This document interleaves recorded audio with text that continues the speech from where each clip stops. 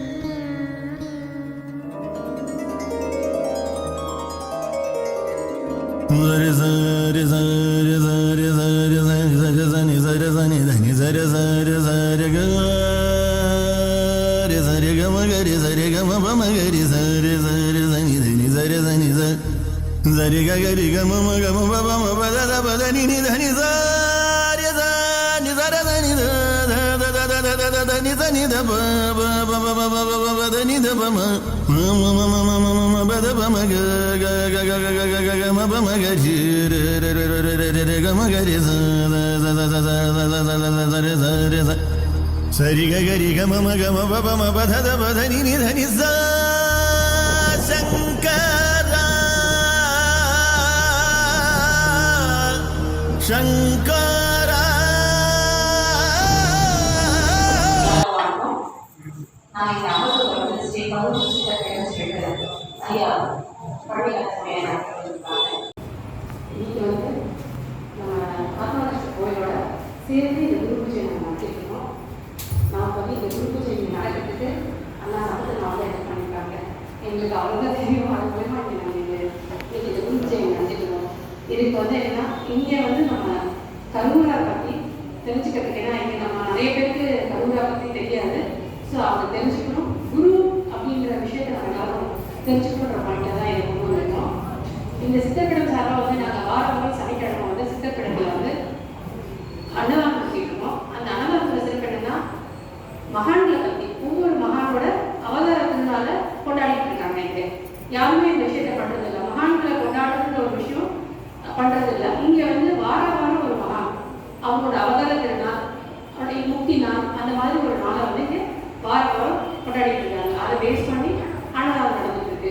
அது மட்டும் இல்லாமல் வருஷத்துக்கு ஒரு முறை ஜோதி வழிபாடு ஜனவரி 1ஆம் தேதி சித்தர்களிடம் சார்பாக ஜோதி வழிபாடு நடத்திட்டு இருக்காங்க.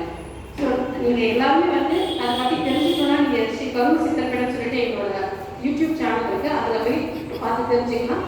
உங்களுக்கு என்ன நடந்துருந்தது எல்லா விஷயமும் தெரியும். ஸோ எல்லாரும் இங்கே வந்ததுக்கு ரொம்ப நன்றி.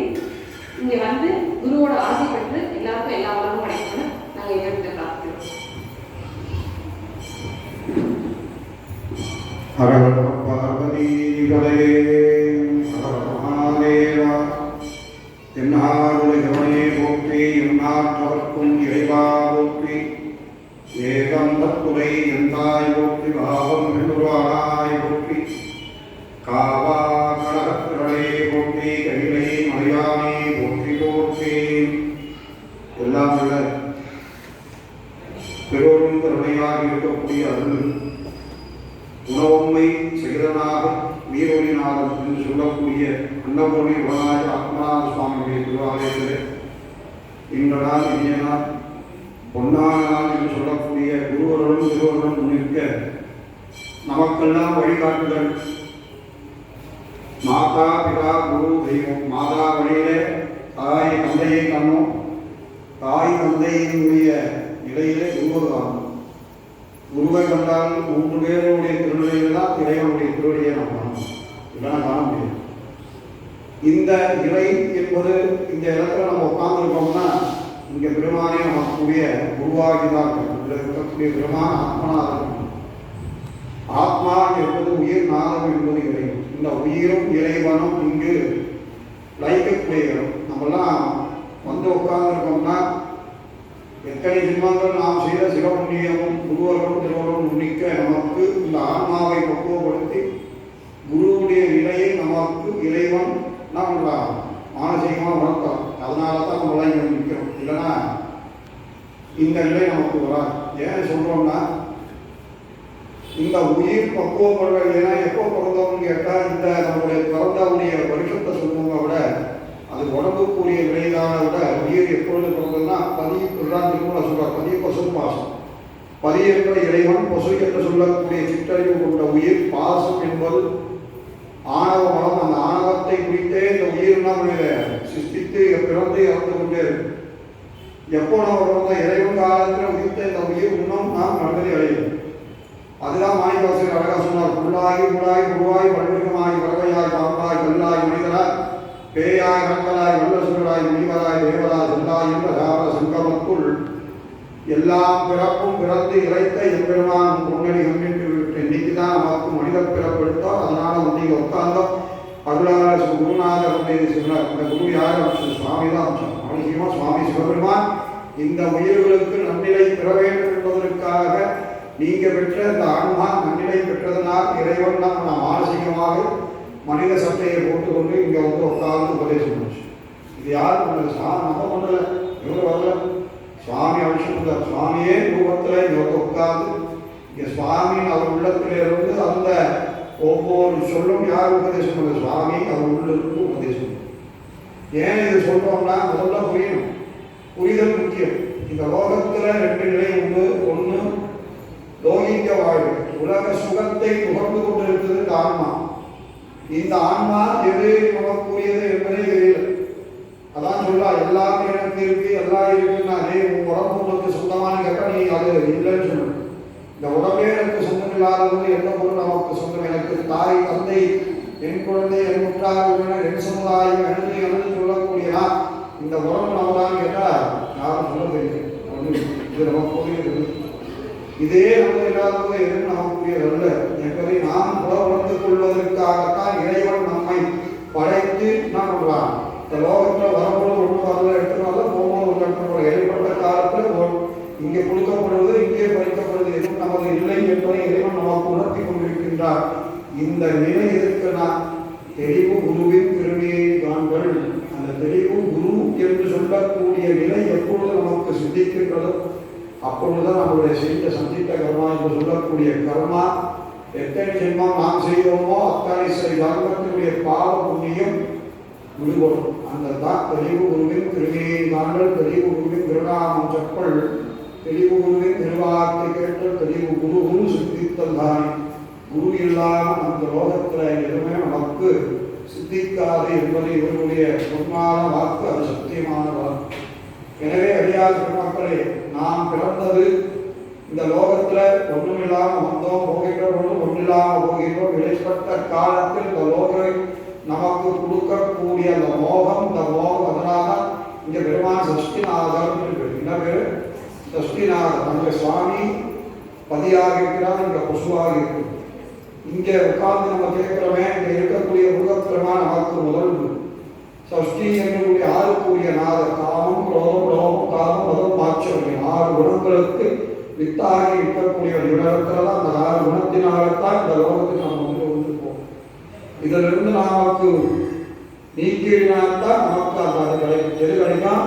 சிவனுடைய நிலையிலே நமக்கு ஒரு இடம் கிடைக்கும். ஜீவம் பரத்தோடு சேரும். அதனால்தான் நம்மளுடைய அருளாளர்கள் என்னத்தை கேட சொன்னா, இந்த லோகம் என்பது நமக்குரியதல்ல, இது நமக்கு சத்திரம், இது நாம் வந்து தங்கி நல்லதை கெட்டதை அனுபவிக்கக்கூடிய இடம், இது நமது கிடையாது. இது யாருக்குரியதுன்னா இறைவனுக்குரியது. இந்த இடத்திலே நாம் என்ன தேடணும்னா தெளிவான குருவை தேடணும். என்ன வேணும்?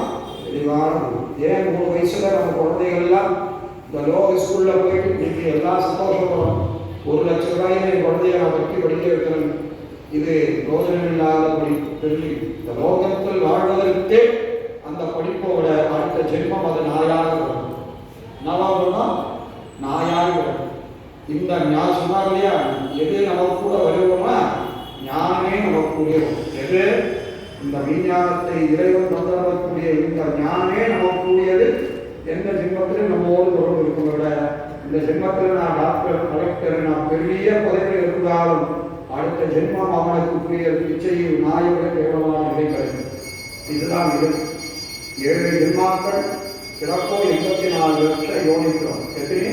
7 ஜென்மாக்கள் உரு பூச்சிகளாய் பிறப்பதும், வம்சைகளாய் பிறப்பதும், தேவர்களாய் பிறப்பதும், விலங்குகளாய் பிறப்பதும், பறவைகளாய் பிறப்பதும், நீர்வாழ் சம்பந்தமாய் உயிர்களாய் பிறப்பதும், மனிதர்களாய் பிறப்பதும். அதுதான் 7 ஜென்மம். அதிலே மனிதர் விலங்குகளாய் மரம் செடிகளாய் விலங்கு குருபூச்சிகளாய் பிறப்பது 18 லட்சம் வாட்டி. எத்தனை வாட்டி? 18 லட்சம் வாட்டி. அதுபோல பறவைகளாய் மரம் செடிகளாய் பிறப்பது 15 லட்சம், தேவர்களாய் பிறப்பது 11 லட்சம், விலங்குகளாய் பிறப்பது 10 லட்சம், பறவைகளாய் பிறப்பது 10 லட்சம், நீர்வாழ் சம்பந்தமாய் பிறப்பது 10 லட்சம், மனிதர்களாய் பிறப்பது 9 லட்சம். ஆக மொத்தம் 84 லட்சம் வாட்டி பிறந்து இழைத்ததுனால நமக்கு கிடைச்ச இந்த மாநில பிறப்பு வாட்சில் பிறப்புல நமக்கு கிடைச்சது. இது போல நம்ம கிடைக்கணும்னா 24 லட்சம் வாட்டி நாம் பறந்து வரணும். பிறப்புடைய நிலையை அறிந்து கொள்ளணும். அப்போ எதுதான் நமக்குரிய நிலை? இந்த இடத்துக்கு வந்தோம், வாழ்ந்தோம், கார் பஸ்ஸு கார் வச்சுக்கணும், சொகுசா ஃப்ளைட்ல போகணும், இதெல்லாம் போறீங்க. நாம் இந்த இறந்த உடனே இந்த இடத்திலிருந்து நமக்கு மேலே போவதற்கு என்ன ஒரு நிலை வைத்திருக்கிறோம் நம்ம யாருக்கும் தெரியாது. அதுபோல நான் இன்னைக்கு நான் செய்யக்கூடிய செயல், இந்த செயல் நம்முடைய சந்ததிகளுக்கு அடுத்தது அதுக்கும் நல்ல குழந்தைகள் நல்ல நிலைக்கு வரணும்னா ஞானத்தை காட்டணும், குருவை காட்டணும். குரு முதல்ல எதை காட்டணும்? குருவை காட்டணும். எந்த குரு? நல்ல ஆன்மீகத்திலே தலை சிறந்ததாக ஏதாவது ஒரு கொள்கையை பிடித்துக் கொண்டு அந்த கொள்கையிலே நாம் பயணிக்க வேண்டும். நம்மளால் செய்வத்திலே போன செய்வத்து வரவுல போய்கொண்டு அதிலே ஒரு குருவை மானசீகமாக ஏற்றுக்கொண்டு அவருடைய கொள்கையிலே நாம் பயணித்துக் கொள்ள வேண்டும். குரு இல்லைன்னா திருவடி காண முடியும். எதுக்கு சொல்றோம்னா, இந்த கருவூரா சித்தர் நமக்கு என்ன சொல்லி கொடுத்த 18 சித்தர்கள் நமக்கு என்ன சொல்லி கொடுத்துருக்காங்க? இந்த லோகத்துல நமக்கு இறைவன் அடைவதற்கு மார்க்கம் குருமார்க்கமே என்பதை நமக்கு உணர்த்தியது. 18 சித்தர்களை நாம் முன்வைத்து நாம் பண்ணணும். ஏன்னா நமக்கெல்லாம் மானசீகமான குரு நமக்கு கிடையாது. நமக்கு அந்த மானசீகமான குரு எப்போது கிடைக்கும்னா நம்ம இந்த 18 சித்தர்களோ 63 நாயன்மார்களோ நம்முடைய அதிகார பெருமக்கள் நால்வர்களே நாம் குருவாக வைத்துக் கொண்டோம். ஆனால் அந்த குருனுடைய அருளும் பெருமானுடைய குருத்தரனையும் நம்ம இந்த ஆன்மாவை பக்குவப்படுத்தி நமக்கு மானசீகமான அந்த அம்மா கருவூரா நினைச்சாங்க. கருவூரா சித்தர் என்ன மூலியமாக குருநாதர் வந்தார். இது எப்படி வந்தது? இறைவன் எந்த குருவை நீ கேட்கிறாயோ அந்த குருவினுடைய சத்தையாக வரணும். இதுதான் நிலை. எனவே அடியார் பெருமக்கள் முதல்ல புரிஞ்சுக்கணும். இதெல்லாம் சும்மா பைத்தியகாரமான உட்கார்ந்து இது போதிக்கிறது. இதெல்லாம் நமக்குரியதல்ல. எது முக்கியத்துவம்? அவர்கள் சொல்லக்கூடிய கருத்துக்கள் முக்கியம். இந்த லோகத்திலே நமக்கு போகங்கள் எல்லாம் மாயை, எல்லாம் மாயை, எல்லாம் மாயை. இந்த மாயை கடக்கணும்னா குரு அருள். என்ன வேணும்? குரு அருள். அதனால்தான் நம்முடைய திருமந்திரத்தில் சொல்றார். என்ன சொல்றார்? தெளிவு குருவின் திருமையின் அவருடைய வேண்டிய காரணம். தெளிவு குருவின் திருநாமம் சட்டல், அவருடைய நாமத்தை சொல்லணும். தெளிவு குருவின் திரு அவர் சொல்லலை கேட்கணும். தெளிவு குரு குரு அவரை சிந்திக்கணும். அவருடைய நினைப்பை நாம் கொண்டு வாழ வேண்டும். அப்பத்தான் நம்முடைய பிறவி கடலை கடக்க முடியும். எனவே அடியார் மக்கள் ஆத்மநாத சுவாமி இறந்து உட்காந்து மெய்ப்பொருளாக இருக்கக்கூடிய ஸ்தலம். இது சும்மா சாதாரண ஸ்தலம். இங்கே சுவாமி எப்படி உட்காந்துருக்கார்? மெய்ப்பொருளாக இருக்கிறார். உண்மை பொருள் எத்தனையோ நாமங்கள் இருந்தால் அவன் இங்கு மெய்ப்பொருளாக தாங்கி கொண்டு நமக்கு அவனை வளர்த்துக்கிறான். என்ன பேர்? ஆத்மநாதர். அழியாத உயிர், அழியாத பெருமான். அழியாத பெருமான் நம்மை ரட்சித்து இனியும் பிறவாமை அவனையோடு வைத்துக் கொண்டு இனியும் உலகில நமக்கு பிறவில்லாத நிலை தரக்கூடியது. எனவே அடியார் பெருமக்கள் இப்பேற்பட்ட இடத்துல இந்த உபதேசத்தை பெற்றோம்னா அது குருவர்களும் அதுதான் ஈசிடம் பொருள். எதை சொல்றோம் முதல்ல புரிஞ்சுக்கணும். அப்போது நீங்க மானசீகம். ஏன்னா இறைவன் என்பவன் ஏகன். இறைவன் என்பவன் ஏகன். அவன் பல ரூபத்திலே இருக்கான். எதிரான இந்த மனம் புறம் என்று சொல்லக்கூடிய இந்த மனமால் எப்படி மேலேயோ நிற்கு மேலே உயர்ந்த இடத்துக்கும் போவோம். அதே போல அத்தனை மையத்திட சாக்கடையில் நம்ம உட்காம். அந்த போல நம்மளுடைய எண்ணங்கள் இருக்கக்கூடாது. அதை கட்டிப்படுத்த வேண்டும். அதனால தான் இறைவன் நம்ம உள்ள வரும்பொழுதே சுவாமி எதில் உட்காந்துருக்கார்? குதிரை மேலே உட்காந்துருக்கார். குதிரை என்பது நம்முடைய மனம். எவ்வளோ வேகம் இங்கே இருக்கோம். இப்போ நம்ம பேசினே இருக்கும்போது எங்கேயோ ஓடி கொண்டிருக்கும். அந்த குதிரையை எப்படி கடிவாளமாக கட்டி ஆளக்கூடியவன் இறைவன். அந்த இறைவனுடைய திருவருளை பெற்று தருபவன். எனவே அடியார் மக்கள் இன்று நமக்கு இப்பேற்பட்ட ஒரு இயக்கத்தை நம்முடைய பகுதியிலே ஏற்றி இதை நடத்தக்கூடிய அடியார் பெருமக்கள் குருவர்களும் திருவருளும் உண்டு. எப்படிப்பட்ட மாபெரும் சித்தர். நம்ம தஞ்சாவூர் கோயிலை பற்றி நீங்கள் பேசணும்னா அதுக்கு மூல காரணம் யாரு? இவர் இல்லைன்னா அன்னைக்கு அந்த சுவாமியை நிற்க வச்சிருக்கக்கூடிய அது பேர்பட்ட ஒரு அற்புதமான மகாசித்தரை இன்று நாம் சிந்தித்திருக்கின்றோம்னால் அது தஞ்சாவூரில் இருக்கக்கூடிய அந்த வாராகி தான் ஒரு முயற்சிருக்கான். அதே போல வாராகி தஞ்சாவூரில் இருக்கக்கூடிய வாராகி தான் உட்காந்துருக்கு.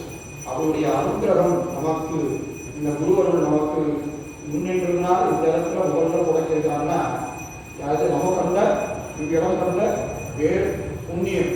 இது சாதாரண நிலையில் ஏன் இந்த இடத்துல வஸ்தாரம் செய்கிறாங்க, வருங்காவுக்கு உள்ளுக்குள்ளே பண்ணியிருக்காங்க. ஒரு கோவிலை நோக்கி இதை பயணிக்கிறாங்க. ஏன் கோவிலில் போய் பயணிக்கணும்னா வீட்டுலலாம் 10 பேர் வருவாங்க. கோவிலில் வரக்கூடிய அடியாரமாக காலில் விழணும் என்பதற்காக இந்த இலையை எடுத்து அவர்கள் பறைசாற்றுகின்ற தொடக்கம் இந்த ஆத்மநாத சுவாமி ஆலயம் என்பதை நம்மளாம் பெருமிதம் கொள்ளணும். நம்மளாம் பெற்ற பாக்கியம். எனவே அடியார் பெருமக்கள் பேர் பெற்ற பாக்கியத்தை பெருமான் நம்மளுடைய அருவுரா நமக்கு தந்தருடைய நாம் அவருடைய மனசித்தம் இந்த இடத்துல பரிந்துவமாக இருப்பதனால் நம்ம எல்லாரும் இதை அனுபவித்தோம். எனவே அடியார் மக்கள் நீங்களும் குருவர்கள் பெற்றவர்கள் திருவர்களை பெற்றவர்கள் என்பதை நீங்க மனதுக்குள்ளே பெருமிதம் கொள்ள வேண்டும். நாம் உயர்த்தி பார்க்க வேண்டும். எதுவுமே நீங்கள் உயர்த்தி பண்ணலாம். அம்மா உட்காந்து பேசலாம். அவர் பேசினார், நான் கேட்டேன்னு சொல்லுகிறேன். நம் உள்ளம் இந்த உயிர் பேரானந்தம் பெற்றது. இது குருவர்களும் திருவர்களும் நமக்கு துணை இருந்ததனால் நாம் இதை அனுபவிக்கிறோம் என்பதை நாம் பெருமிதம் கொள்ள வேண்டும். அப்பத்தான் இது நம்ம பரிபூர்ணம் போட முடியும். எனவே அடியார் பெருமக்கள் இந்த குருவர்களும் திருவர்களும் இருக்க ஐயாவுக்கு ஆலயத்தின் சார்பாக மாலை அணிவித்து என பொன்னாலை போடுறதுதான் இது கட்சி பெறுகிறது. சுவாமியுடைய மாலை தான் அதுக்குரிய அங்கீகாரம். எனவே அவருடைய கொள்கையை அவர் எடுக்கக்கூடிய அந்த சித்தாந்தம் நல்லபடியாக வளர வேண்டும். இதுபோல் நிறைய பேருக்கு நல்ல ஞானத்தை பற்றி, ஏன்னா ஞான கல்வி தான் நமக்கு முக்கியம். நான் பல பசங்களை என்ன பண்ணுறாங்க, நிறைய காசு கொடுத்து நிறைய கிளாஸ் சேர்த்துக்கிறீங்க. ஆனால் அந்த கிளாஸ்லாம் நமக்கு தோன்றது இல்லைங்க. தயவுசெய்தவர்களை புரிந்து கொள்ள வேண்டும். இதுவே நமக்குரியது. இந்த ஞான கல்வித்தான் அவருக்கு கடைசி வரைக்கும் எத்தனை ஜென்மங்கள் நமக்கு பிறந்தாலும் அத்தனை ஜென்மக்கும் துணை என்று இந்த பிறப்போட மேன்மை தரும் என்பதை தெரிந்து கொள்ள வேண்டும் என்பதை இந்த வெளியில் தெரிந்து கொள்கிறோம். சித்தம் பார்வதி வரையே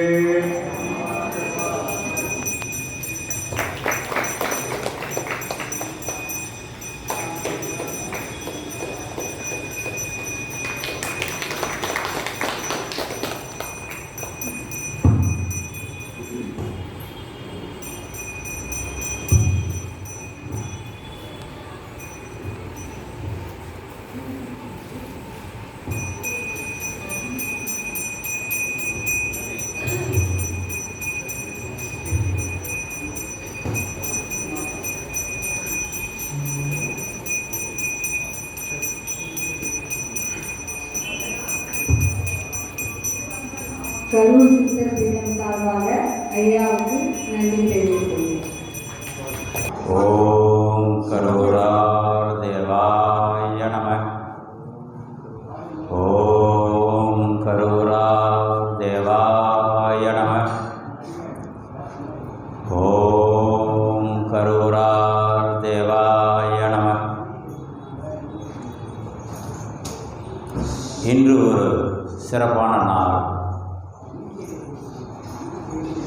கூர்ம ஜெயந்தி, அதாவது கூர்ம அவதாரம் எடுத்த தினம். அப்படின்னா நாராயணன் ஆமை அவதாரம் எடுத்ததற்கான தினம். நாராயணன் ஏன் ஆமை அவதாரம் எடுத்தார்?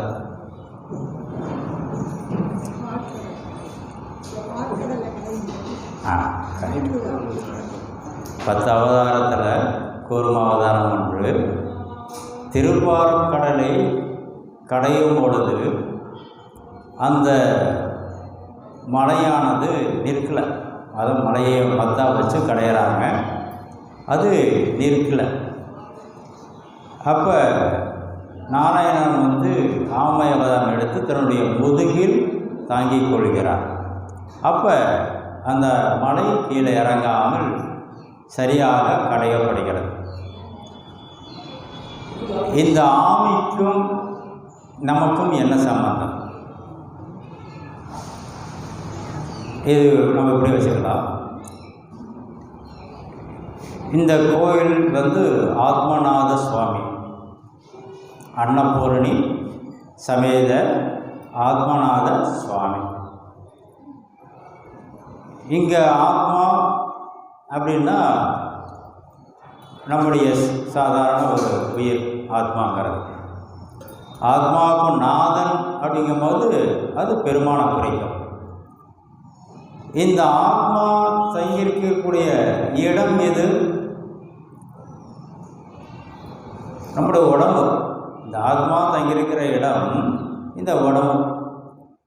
சரி, இந்த ஆத்மா இந்த உடம்பில் தங்கியிருப்பதற்கு ஒரு கூலி கொடுக்குறோம். என்ன கொடுக்குறோம்? உணவு கொடுக்குறோம். அந்த உடம்புக்கு உணவு கொடுத்தா தானே இந்த உயிர் உள்ளுக்குள்ளே இருக்கும், இல்லைன்னா இருக்காது. அப்போ இங்கே ஆத்மநாதர் இருக்கார். அவங்களுக்கு துணையாக அன்னபூரணி இருக்காங்க. இந்த உடம்புக்கு எது தேவை? அன்னம். அந்த அன்னத்தை கொடுக்கும்போது மட்டும்தான் அந்த ஆத்மா அந்த உடம்பில் இருக்கும். அப்போ இந்த கோவிலோட அமைப்பு எவ்வளோ ஒரு அருமையாக அமைஞ்சிருக்கு பாருங்கள். இதெல்லாம் நம்ம நினச்சோட பார்க்க முடியாது, இது இயல்பாகவே அமையும். சரி, இந்த ஆத்மநாத சுவாமி சிவபெருமான், இந்த சிவத்துக்கு இன்னொரு விஷயம் சொல்லுவாங்க. சிவனை என்ன சொல்லுவோம்? சாதாரணமாக ஒருத்தன் அமைதியாக இருந்தானா அவன் சிவனேன்னு இருக்கான்னு சொல்லுவோம். சரிதானா? சிவனேன்னு இருக்கான். ஆனால் உண்மையாலுமே அப்படி சிவனேன்னு இருக்கிறானா? இந்த சும்மா அப்படி இருக்கிறது என்னன்னா, வெளிப்புறத்தில் எந்தவித ஆரவாரம் இல்லாமல் அமைதியாக உட்கார்ந்திருந்தால் அவனை சிவனேன்னு இருக்கான்னு சொல்கிறான். ஆனால் உண்மையானவே சிவமாக இருத்தலுக்கு என்ன பண்ணணும்? நம்ம ஞானிகளே சொல்கிறாங்க, வள்ளல் பெருமான் சொல்கிறார், சும்மா இருக்கிற சுகம் என்னன்னு. இன்று வருமோ, நாளைக்கே வருமோ, அல்லது மற்றென்று வருமோ அறியே, துன்றும் மலை வெம்மாயை எடுத்து வெளிக்குள் வெளியடந்து சும்மா இருக்கும் சுகம். இது வள்ளல் பெருமான் சொன்னார். பத்ரகிரியார் சொல்றார், ஆங்காரம் தன்னை அடக்கி சும்மா இருப்பது எக்காலம். ஆங்காரம் தன்னை அடக்கி சும்மா இருப்பது எக்காலம். அருணகிரிநாதர் ஒன்று சொல்கிறார். முருகப்பெருமான் சொல்லும் பொழுது சும்மா இரு சொல்லற. இது அருணகிரிநாதர். இதுக்கு முருகனுக்கு ஒரு பேரை கொடுக்குற, அதாவது திருடும் திருடன் அப்படின்னு சொல்கிறார். யாரும் முருகனை திருடும் திருடன். சந்திரனுபதி அந்த வார்த்தை தான் சொல்கிறேன் நான். அப்படியே அந்த பாடல் வரி, திருடும் திருடன். யாரை திருடானா? மான் வெம்மான் வள்ளியம்மையை திருடியவர் முருகன். அந்த முருகன் தனக்கு என்ன சொல்கிறாரு? சும்மா இரு சொல்லற என. அப்போ இந்த சும்மா இரு அப்படிங்கிறதுக்கு இன்னொரு விஷயம் அருணகிரிநாதர் சொல்கிறாரு. என் எல்லையிலிருந்து சும்மா இரும் எல்லைக்குள் என்னை நகர்த்துகிறார் அப்படிங்கிறார். இப்போ இவருடைய சொன்னதை வச்சு நம்ம ஒரு விளக்கம் சொல்லலாம். இப்போ நம்ம எப்படி இருக்கிறோம்? செயல்பாட்டில் இருக்கிறோம். அதை முதல்ல புரிஞ்சுக்கணும். சும்மா இருத்தல் செயல்பாடு அற்ற நிலை, நம்ம நிலை செயல்பாடு உள்ள நிலை. இதில் புறச்செயல்பாடு அகச்செயல்பாடு ரெண்டும் இருக்கு. ஞானிகள் சொல்கிற செயல்பாடு அற்ற நிலைங்கிறது முற்றிலும் ஒடுங்கிய நிலையை தான் சும்மா இருக்க நிலையை சொல்கிறாங்க. அப்போ நமக்கு இந்த செயல்பாடு உள்ள நிலையிலிருந்து செயல்பாடு அற்ற நிலைக்கு மாற வேண்டும். நம்முடைய புற செயல்பாடு என்னென்ன இருக்குது? நார்மலாக நம்ம நடக்கிறது, பேசுகிறது, சாப்பிட்றது எல்லாமே புற செயல்பாடு. இதில் இந்த புற செயல்பாட்டில் எப்படியெல்லாம் நம்ம மாற்றி மாற்றி மாற்றி நம்மளை கொண்டு செல்லுது. நம்முடைய எண்ணங்கள், நம்முடைய ஆசைகள், நம்முடைய வாழ்க்கை நிமித்தமே ரெண்டினுடைய விஷயத்தில் தான் ஓடிக்கே இருக்குது. ஒன்று ஆசை, இன்னொன்று பயம். சாமி கும்பிட்றதான் அப்படி கும்பிட்றோம். ஒன்று எனக்கு இது வேணும் அது வேணும் ஆசையில் கும்பிட்றோம், இல்லை சாமி என்ன தண்டிச்சிருவானோ பயத்தில் கும்பிட்றோம். இதுதான் நடக்குது. நம்முடைய வாழ்க்கையுடைய செயல்பாடும் இப்படி தான் நடந்துருக்கு. அவங்க எதனாச்சும் பண்ணிடுவாங்களோ ஒரு பயம், இல்லை எனக்கு இது வேணும் அப்படிங்கிற ஒரு ஆசை. இப்போ இது ரெண்டையுமே நம்ம மாற்றணும். நம்முடைய வாழ்க்கையில் எச்சரிக்கை இருக்கலாம், பயம் இருக்கக்கூடாது. ஏன்னா நான் பல பேர்த்துக்கு சொல்லும் பொழுது அவங்க ஒரு பயப்படுறாங்க. அவங்களுக்கான ஒரு எச்சரிக்கையை நான் சொல்லும் பொழுது அவங்க அதை பயமாக கன்வெர்ட் பண்ணுறாங்க. நான் கடைசி அதையும் சொல்லி தான் அனுப்புவேன், பயப்படாதீங்க, எச்சரிக்கை, நிதானம் வேணும். அதே சமயத்தில் நம்முடைய ஆசையை நம்மளை கொஞ்சம் கொஞ்சமாக லாக் பண்ணிடும். இப்போ நம்ம அந்த பூர்வாவதாரத்துக்கு வந்துடலாம். இந்த ஆமை ஓட்டுக்கு வெளியே 5 பகுதி, 4 கால் ஒரு தலை தெரியும். நீங்கள் 4 கால் இல்லை தலை எதை தொட்டாலும் 5ம் உள்ளார ஒடுங்கும். அந்த தொட்ட பகுதி மட்டும் உள்ளார போவாது, எந்த காலை தொட்டமோ அது உள்ளார போவாது. 4 கால் தலை 5ம் உள்ளார ஒடுங்கும். இது நமக்கு ஒரு பாடம், அதிலிருந்து நம்ம கற்றுக்கணும். நம்ம சொல்கிறோம்ல, புலன்களை அடக்கணும்னா நம்மளால தெரியல, அடக்க முடியலங்கிறோம்.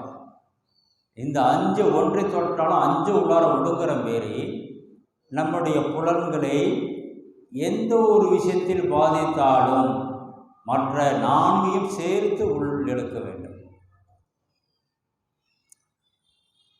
இப்போ நம்ம புலன்கள் வசம் இருக்கிற வரைக்கும் நமக்கு செயல்பாடு இருந்துக்கிட்டே இருக்கும்.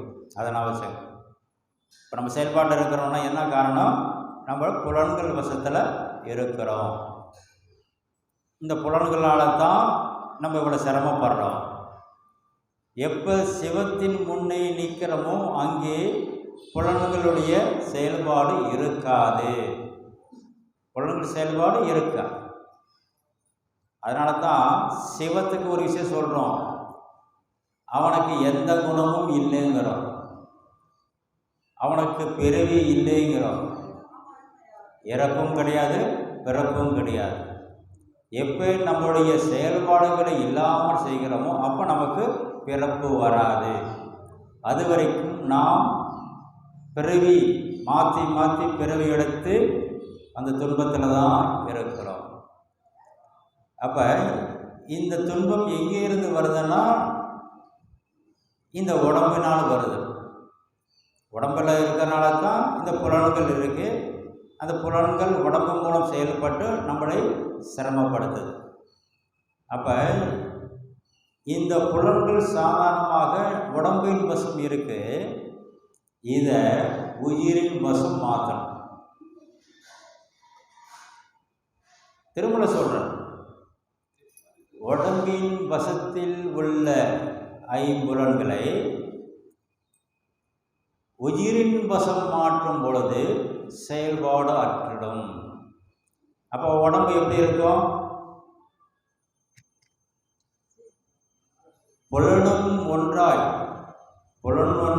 புலனுயிர் ஒன்றாய் சேர்ந்து செத்திட்டு இருப்பர் சிவயோகியார்களே. திருமந்திரம். இந்த புலன்களை உயிரின் வசம் போகும்போது இந்த உடம்பு செயலற்றிடும். உடம்பு செயலற்று யாருக்கு இருக்கும்? உயிர் இல்லாதவங்களுக்கு இருக்கும். ஆனால் இங்கே உயிர் இருந்தும் செயலற்றதாக இருக்கிறார். எப்போ? இந்த 5 உயிருக்குள்ளே கொண்டு வரும் பொழுது. இந்த 5 உயிருக்குள்ளே எப்படி கொண்டு வரலாம்? நான் தான் சொன்னேன், ஆத்மநாதன். இந்த ஆத்மாவுக்கு நாதனான சிவத்தை நினைத்து இந்த 5 அதை கொண்டு வரணும். 5 கொண்டு வரணும். எப்படின்னா, இதுக்கு பேசிக்காக நினைக்கிறது, பேசுகிறது, செயல்படுதல். அதாவது மனம், வாக்கு, காயம், இது 3 ஸ்ட்ரைட்டாக இருக்கணும், நேராக இருக்கணும். அந்த நேர் எதில் எங்கே இருக்கணும்? சிவத்துக்கு எதிராக இருக்கணும். இதுதான் முப்புறம் எரித்தல் கதை. முப்புறம் எரித்தல்னா சிவபெருமான் வந்து ஆணவம் கண்டம் மாயை, இது முப்புறம் அவர் எரிப்பார். எப்படி இருக்குன்னா அது ட்ரையாங்கிள் இருக்கும். இந்த ட்ரையாங்கிள் இருக்கும்போது அது ஒன்றுமே செய்ய முடியாது. அப்போ பெருமான் என்ன பண்ணுவார், அந்த மூன்றையும் ஒரு நேருக்குள்ளே கொண்டு வரப்பார். ஒரு நேருக்குள்ளே வந்து நெற்றிக்கணை திறப்பார், மூன்றும் எரிந்து விடும். இது புராணம். ஆனால் இதை நடைமுறை நம்ம எப்படி கொண்டு வரணும்? மனம் வாக்கு காயத்தை சிவனுடைய சிந்தனையில் நிப்பாட்டணும், வேற ஒன்றும் கிடையாது. மனசில் நினைக்கணும் சிவனை, பேசுறது சிவனை பற்றி பேசணும், செயல்படுறதும் சிவனுக்கான விஷயமா இருக்கணும்.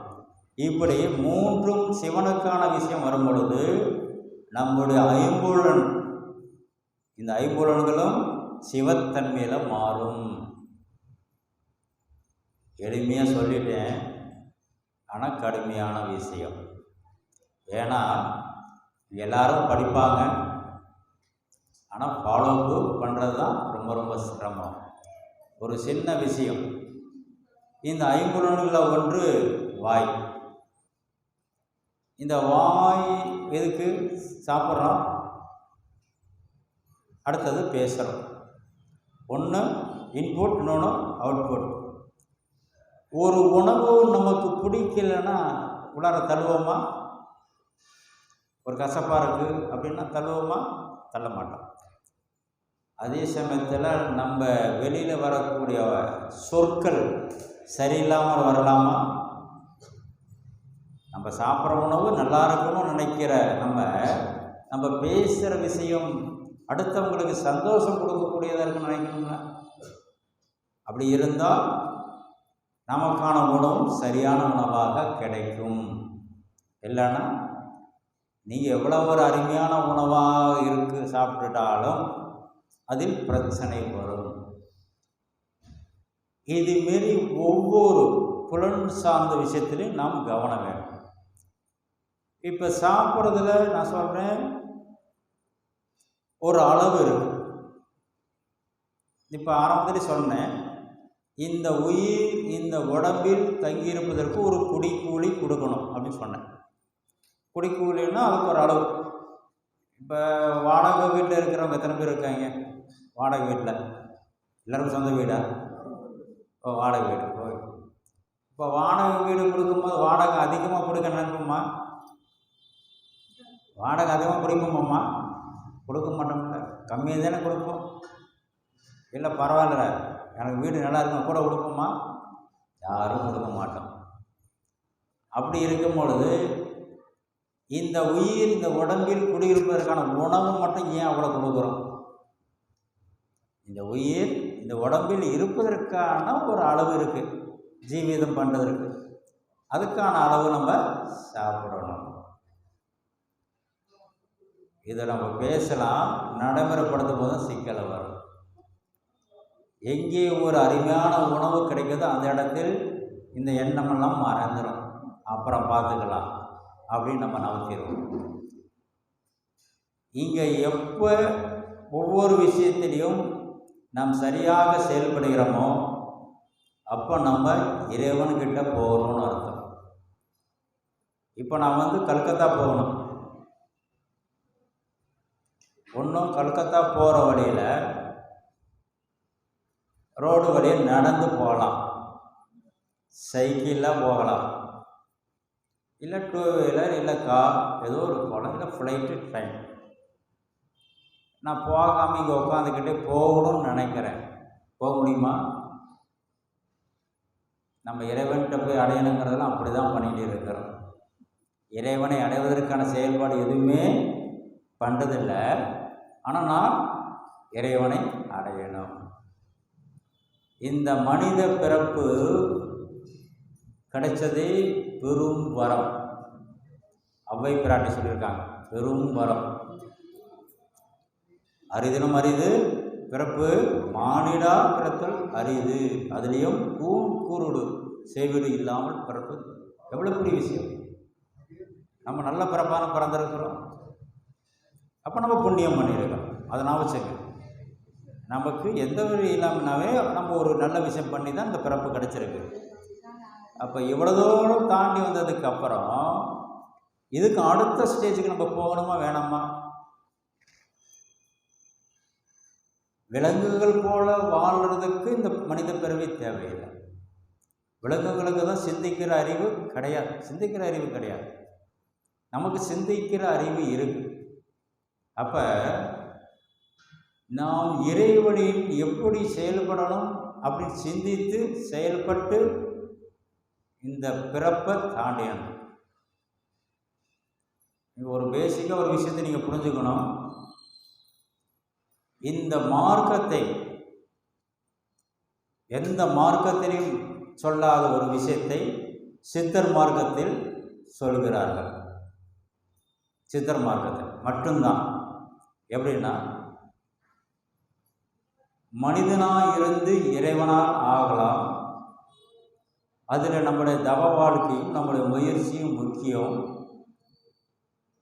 நம்முடைய பிறப்பு இறப்பு நோக்கி செல்லாமல் பிறவியில்லா நிலையை அடையலாம் அப்படின்னு சொல்கிறார். அப்படின்னு என்ன அர்த்தம்னா, மரணமில்லா பெருவாழ்வு வாழலாம். எந்த உயிர் இந்த உடம்பை விட்டு பிரியுதோ அப்போ அந்த உயிர் இன்னொரு உடம்பை தேடும். நான் வச்சுங்க, மரணத்துக்கு தான், அதாவது உடம்புக்கு தான் மரணம், உயிருக்கு மரணம் கிடையாது. இந்த உடம்பை இந்த உயிர் எடுத்துக்கிச்சுன்னா திருப்பி இன்னொரு உடம்பை தேடாது. அதுக்கான வழிமுறை தான் சித்தர் மார்க்கத்தில் சொல்லப்பட்ட விஷயம். இந்த உலகத்திலேயே வேறு எந்த மார்க்கத்திலையுமே நீங்கள் பிறவியில்லா நிலை அடையலாம், இறைவனுடன் கலக்கலான்னு சொல்லதே கிடையாது. இறைவனை வணங்குக்குன்னு சொல்லுவாங்க. நீயே இறைவனான் ஆகலாம் அப்படின்னு எந்த மார்க்கத்திலையும் சொல்லது கிடையாது. ஏன்னா அந்த சித்தர் மார்க்கம் அதை அடைஞ்சவங்க. அகத்தியிலிருந்து நமக்கு ரீசெண்டாக வள்ளல் பெருமான் ராமலிங்க சுவாமிகள் வரைக்கும் இருக்காங்க ஆதாரம். இதில் நமக்கு தெரிஞ்சு நாங்கள் வணங்கக்கூடியது கருவூரார். இந்த கருவூரார் யார்? ராஜராஜ சோழனை பற்றி எல்லாருக்கும் தெரியும். அவருக்கு ராஜகுருவாக இருந்தவர். இப்போ நம்ம தஞ்சை பெரிய கோயிலை எப்படி கட்டினாங்க கூட தெரியல இப்போ வரைக்கும். சாதாரண மனித முயற்சியெல்லாம் அது செய்ய முடியாது. இதுமாரி ஞானிகள் கூட இருந்து அதை செயல்பட்டிருக்காங்க. அது அஸ்தவாரமாக பார்த்தீங்கன்னா ஒரு 6 அடி தான் போட்டிருக்காங்கன்னு சொல்கிறாங்க. 6 அடியில் இவ்வளோ பெரிய ஹைட்டை செய்ய முடியுமா? எந்த பூகம்பம் வந்தாலும் ஒன்றும் ஆகாதுங்கிறாங்க. அப்போ இந்த டெக்னாலஜி யாருக்கு தெரியும்? இந்த 6 அறிவு உள்ள மனிதனுக்கு தெரியாது. அதை தாண்டி 7வது அறிவு, இறையறிவு பெற்றுதான் மட்டும்தான் தெரியும். அப்படி 7ஆம் அறிவு உள்ளவங்க கூட இருந்தால்தான் அது செயல்பட முடியும். அப்படி கருவூரால் இருந்து கட்டிய கோயில் தான் தஞ்சை பெரிய கோயில். ராஜராஜ சோழனுக்கே குருவாக இருந்தார்னா இன்னொரு விஷயமும், சரித்திர நூல்களில் வரக்கூடிய சித்தர் பெருமான் கருவூரார். புராணத்தில் கிடையாது, சரித்திரத்திலே வருகிறார். ராஜராஜ சோழனுடைய வரலாறு படித்தால் நீங்கள் கருவூரார் வரலாறும் படிப்பீங்க. இப்போ அகத்தியர்லாம் புராணத்தில் தான் படிப்பீங்க, வரலாறில் படிக்க முடியாது. அப்போ அவரை எவ்வளோ பெரிய மகான். அந்த மகான் மனிதர்களை கரையேற்றுவதற்காக பலவித முயற்சிகளை எடுத்திருக்காங்க. ஒரு கோயிலுக்கு போனால் இறைவனை எப்படி வணங்குவது முதற்கொண்டு கற்றுக் கொடுத்துருக்காங்க. கருவூரார் எங்கே போனாலும் ஒரு விஷயம் பண்ணுவார். அந்த இறைவன் யார், அவர் பேரை சொல்லி கூப்பிடுவார். அடியேன் கருவூரால் வந்திருக்கேன் அப்படிம்பார். பதில் சொல்லுவான். பதில் சொல்லன்னா அந்த இறைவனுக்கு சாபம் கொடுப்பார். அவ்வளோ பெரிய தத்துவம் உள்ளவர். இப்போவும் இந்த ஆனி மாதம் நடக்கும். இங்கே நெல்லையப்பர் கோயிலில் இந்த நிகழ்ச்சி நடக்கும். அதேமாரி அவர் நெல்லையப்பர் கோயிலுக்கு போயிருக்கும் பொழுது நெய்வேதன காலம். நெய்வேதனை காலத்தில் நம்ம பிரகாரம் சுற்றக்கூடாது, அமைதி ஒரு இடத்துல உட்காந்துருக்கணும், பதில் வராது. அப்போ இவர் கூப்பிட்றார், நெல்லையாப்பா கருவூரார் வந்திருக்கேன் அப்படின்னு 3 தடவை கூப்பிட்றார், பதில் சொல்லலை. இறைவன் நினைக்கிறார் இவனுக்கு என்ன இருந்தாலும் கொஞ்சம் கோபம் அதிகம் தான் நினைக்கிறார். அதேமாரி என்ன பண்ணுறார், நெல்லையாப்பா நீ இல்லையாப்பான்ட்டு போயிட்டார். எருக்கஞ்செடி முளைக்கட்டும்னு போயிட்டார். இறைவனுக்கே எருக்கஞ்செடி முளைச்சா என்ன அர்த்தம், அங்கே எதுவுமே ஒரு செம்மையாக இருக்காதுன்னு அர்த்தம். அங்கே இருந்து பக்கத்தில் மானுரை அப்படின்னு ஒரு ஊர் இருக்குது, அங்கே போயிட்டார். இறைவன் போய் திருப்பி கூப்பிட்றார், ஏய் நிவேதன காலங்கிறது நான் சாப்பிட்ற காலம், சாப்பிட்ற காலத்தில் எப்பறம் நான் பதில் சொல்கிறது, அதுக்குள்ளே கோபம் போட்டு நீங்கள் வந்துட்ட, நீ திருப்பி வந்து இந்த இடத்துல இருக்கஞ்செடி நீங்களும் நீ சொல்லு. இறைவன் பார், ஏன் அவர்கிட்ட இப்படி கேட்கணும், ஏன்னா சித்தர் பெருமான்கள்லாம் எல்லாத்தையும் கடந்தவர்கள், நம்மெல்லாம் புலன்கள் வசத்தில் இருக்கிறோம், நம்மளுக்கு தேவை இருக்கு, அவங்களுக்கு தேவை கிடையாது. அதனால் இறைவனே அவங்களுக்கெல்லாம் துச்சம்தான். போய் கூப்பிட்றார், நீ அடிக்கு ஒரு அடி எடுத்து வை, உனக்கு ஒரு பொண்ணு தாரேன். அது பொண்ணு அவருக்கு தேவையில்லை, அது ஒரு மரியாதை நிமித்தமாக உனக்கு ஒரு பொண்ணு தரேன், அடிக்கடி அப்படி கொடுத்து திருப்பி நெல்லையப்பாட்ட வந்து நீ இருக்கியப்பா அப்படின்னு சொல்லிட்டு போனார். இது சரித்திரத்தில் வரக்கூடிய வரலாறு, அவருடைய வரலாறு, கருவூராருடைய வரலாறுலாம் வருது. அப்போ நமக்கு அதுலேருந்து என்ன தெரிஞ்சுக்கிறோம், எங்கே போனால் நம்ம போட்டு அப்படியே சுற்றுறோம் வாரோம் அப்படி இருக்கும் கிடையாது. உள்ளார என்ட்ரன்ஸ் நுழையும் போதே அந்த பெருமானோட பேரை தான் உச்சரிக்கலாம் மானசீகமாக. ஐயா ஆத்மநாத சுவாமி அடியேன்னு வந்திருக்கேன் அப்படின்னு ஒரு குரல் கொடுத்துட்டு உள்ளார. அதுக்கப்புறம் அவர்கிட்ட என்னுடைய மனம் வாக்கு காயம் 3ஐயும் உங்களை தத்தம் நீகிறேன் அப்படின்னு சொல்லணும். எதையும் கேட்கக்கூடாது. இது 3ம் தத்த இன்ஜினே அவர் பார்த்துக்குவார். மனம் நினைப்பது, வாக்கு சொல்வது, செயல்படும். அது இன்னொன்று சொல்லுவாங்க, உடல் பொருள் ஆவி அப்படிம்பா. உடல் பொருள் ஆவி. உடல் தெரியும், பொருள்னா என்ன, உள்ளம். இங்கே உள்ளதான் நம்மளை ஒவ்வொருத்தரையும் படாப்படுத்துது. அப்போ உள்ளத்தையும் செம்மையாக்கணும். அப்போ அந்த உள்ளத்தையும் அவர்கிட்டே அர்ப்பணிக்கணும். இது கொடுக்கும்போது அவர் என்ன செய்கிறார், அந்த உடல் பொருள் ஆவியுடன் அவர் 3ஐயும் கலக்கிறார். இதுக்கு ஆதாரம் வள்ளல் பெருமான் சுத்த சிவநிலை பாடலில் பாடுறார், என் உடல் உயிர் உள்ளத்தில் கலந்தவனே அப்படி பாடுறார்.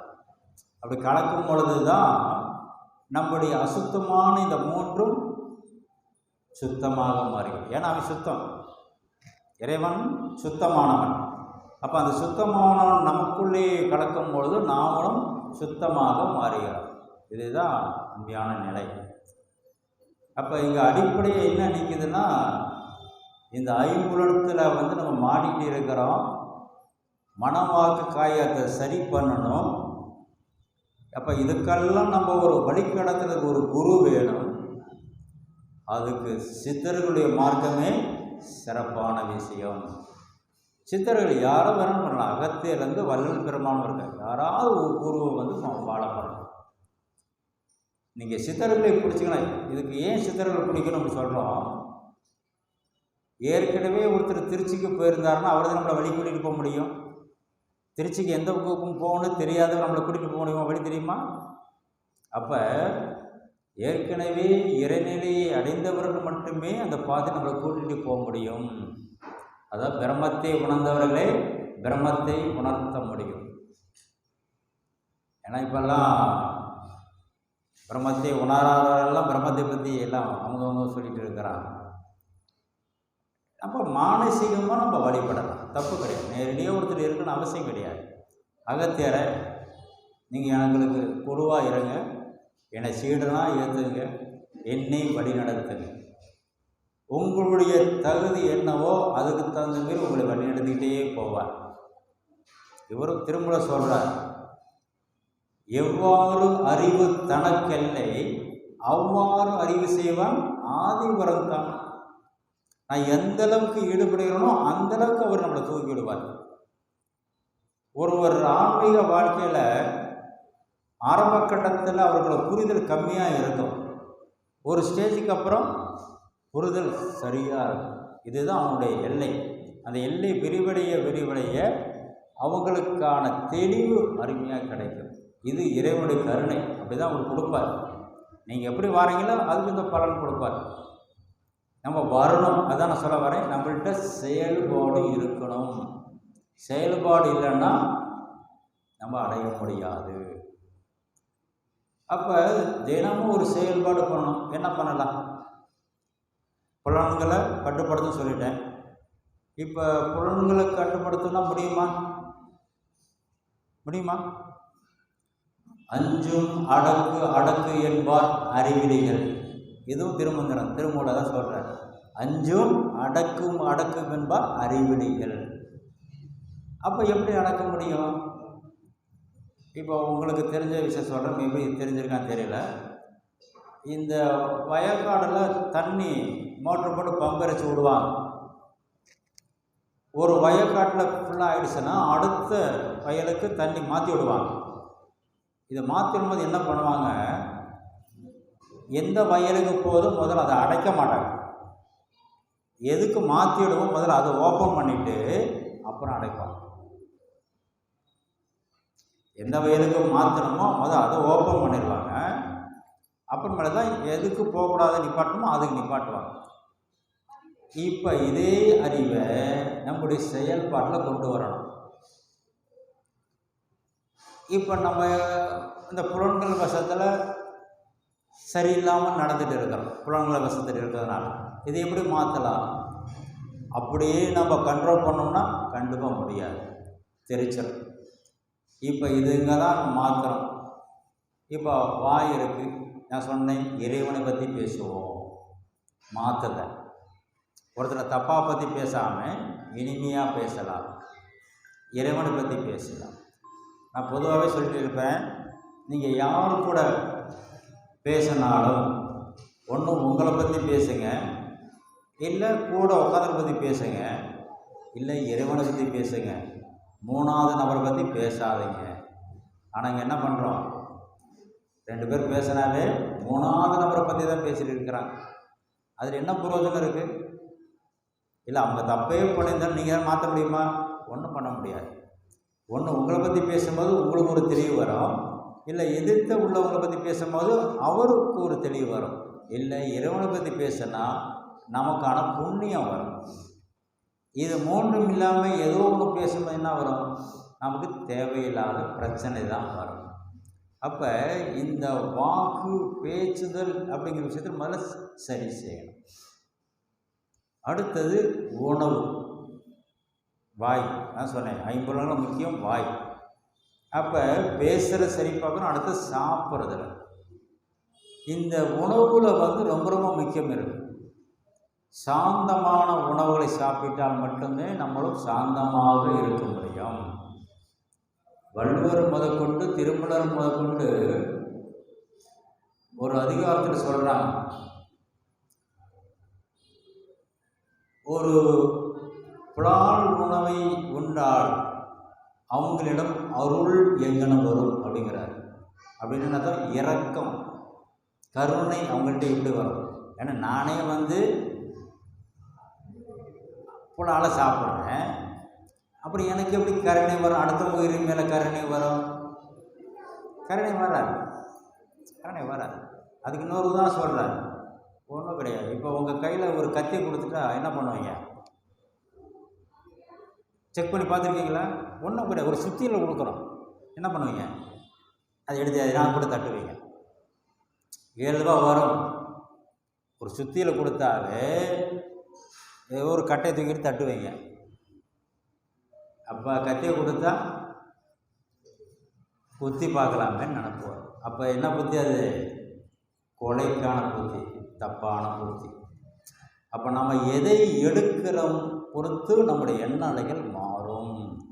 நம் சாந்தமாக இருக்கணும். எதை எடுக்கணும்? நான் சொல்கிற மாதிரி முதல்ல பேச்சை சரி செய்யணும், சாப்பாடை சரி செய்யணும். நான் எல்லாம் சாப்பிடுவேன், ஆனால் நான் ஒழுங்காக இருக்க முடியும்னா அதெல்லாம் முடியாது. சாந்தமான உணவுகளை சாப்பிட்டால் மட்டுமே நாம் சாந்தமாக இருக்க முடியும். இந்த சிவம் சும்மா இருக்கிறார். நம்ம ஆரம்பத்தில் தானே வந்தோம், சும்மா இருக்கிறார். எப்படி சும்மா இருக்கிறார்? அவரிடம் எந்த புலன்களும் செயல்படுவது இல்லை. சரிங்களா? செயல்படுவது இல்லை. அப்போ புலன்கள் செயல்படாத நிலையில் அவர் இருக்கும் பொழுது செயலற்று இருக்கிறார், ஆனால் நிலைத்த தன்மையில் இருக்கிறார். இப்போ நம்ம எப்படி அவருடைய கலக்கணும்னு என்ன பண்ணணும்? சுத்தமான தங்கம் சுத்தமான தங்கத்தில் சேரும், இல்லைன்னா சேராது. அவர் சுத்தமான தங்கம். இப்போ நம்ம அவரோட சேரணும். நம்ம என்ன மாறணும்? நம்மளும் சுத்தமான தங்கமாக மாறணும். இப்போ சுத்தமாக தங்கமாக மாறணும் என்ன பண்ணலாம்? இப்போ நார்மலாக தங்கத்தை உருக்குவாங்க. உருக்குனா சுத்தமாகும், சரிதானே? அதேமாரி நம்மளும் உருக்கணும். எப்படி உருக்கலாம்? பக்தியால் உருக்கலாம். சரிங்களா? பக்தியால் உருக்கணும். ஏன் பக்தி ரொம்ப சொல்கிறாங்க. ஒரு எவ்வளவு யோக பயிற்சி செய்தாலும் பக்தி இல்லைன்னா இறை சக்தி கிடைக்காது. பக்தி. இன்னொரு விஷயம் தெரிஞ்சுங்க, உண்மையான ஆன்மீகவாதி பக்தியுடன் யோக பயிற்சி செய்யும் பொழுது இந்த எலும்பானது முதுமைத்தன்மை வராது. புரிஞ்சுக்கணும். யார் ஒருவருக்கு பக்தியில் உருகும் பொழுது இந்த எலும்பு நெக்கு உருகுமா, இந்த உருகுத்தன்மையில் இருக்கும்போது ஃப்ளெக்சிபிலிட்டியாக இருக்கும். இப்போ குழந்தை எப்படி ஃப்ளெக்சிபிலிட்டியாக இருக்குங்களா? குழந்தைக்கெல்லாம் சின்ன வயசில் உடம்பு எலும்பு வந்துச்சுன்னா ஒன்றும் பண்ண மாட்டாங்க, செட் ஆகிடும். ஏன்? அவ்வளோ சாஃப்ட்டு நேச்சர். அந்த சாஃப்டாக இருக்கிற விஷயம் ஹார்டாக மாற தான் நம்ம முதுமைக்கு வரோம். இப்போ குழந்தை அவ்வளோ டைவ் அடிக்குது, படிக்கட்டில் அப்படியே ஒடியாருது. நம்ம நடந்து வர்றதுக்கே கஷ்டப்படுறோம். ஏன் முடியல? வளர நம்முடைய ஆட்டிடியூடை மாற்றிக்கிட்டோம், மனசையும் மாற்றிக்கிட்டோம். குழந்தையோட மனசு தெய்வத்தோடு ஒப்பிடு, உடம்பும் அப்படிதான். இங்கே நம்முடைய உடம்பை காப்பாற்றும் பொழுது மட்டும்தான் நம்ம இறைநிலைக்கு போக முடியும். இதுக்கு தான் இன்றைக்கி கூர்ம ஜெயந்தின்னு சொன்னேன். கூர்ம ஜெயந்தி. அப்போ அந்த ஆமை போல் ஒருமையில் ஆமை போல் உள்ளந்தயடக்கி உள் ஐந்தையும் அடக்கி இருமையும் கேட்டிருந்தால் குறையற்றே. இருமைனா நல்லது கெட்டது ரெண்டையுமே கேட்டிருந்தால் குற்றம் இல்லாமல், நல்வினை தீவனை ரெண்டு இருந்தாலும் நமக்கு கஷ்டம்தான். தீவனையும் விளக்கணும், நல்வினையும் விளக்கணும். அதான் சொல்கிறார், இருள் சேர் இருவினை. வள்ளுவர் பெருமான் இருள் சேர்க்கின்ற இருவினைங்கிறார். நல்வினை தீவனை ரெண்டுமே நமக்கு இருளை சேர்க்கும். அப்போ இந்த ரெண்டு வினையுமே நம்ம விலக்கிட்டு மேலே வரணும், உயர்ந்த நிலைக்கு வரணும். முதல்ல நம்ம கூட இருக்கணும்ன்ட்டு நம்ம அன்பாக இருக்கணும். வெளியெல்லாம் வேறு கூட இருக்கணும். யார்? தன்னுடைய தாய் தந்தை, அண்ணன் தம்பி, கணவன் மனைவி உறவு, பிள்ளைகள், இவங்கள்ட்ட முதல்ல அன்பாக இருக்கணும். எத்தனை குடும்பத்தில் அன்பாக இருக்கீங்க? நான் சொல்கிறேன், நம்ம அண்ணன், நம்ம தம்பி, நம்ம அக்கா, தங்கச்சி, கணவன் மனைவி, பிள்ளைகள், எவ்வளோ பேர் அன்பாக இருக்கும்? எல்லாருக்கும் இங்கே பிரச்சனை அப்படின்னா ஏதோ ஒரு ஈகோ தடுக்குது. இதை நான் என்ன சொல்கிறேன்? அது கர்மான்னு சொல்கிறேன். உங்களை எது தடுக்குதோ அது கர்மா. உங்களை அடுத்தவர்களை நேசம் பண்ணுவதில் எது தடையாக இருக்குதோ அது கர்மா. அதை உடைக்கணும். என் கர்மாவை உடைக்காமல் நான் தாண்டி போக முடியாது. நான் என் கூட இருக்கிறவன் அன்பு செலுத்தாமல் இறைவனை அடைய முடியாது.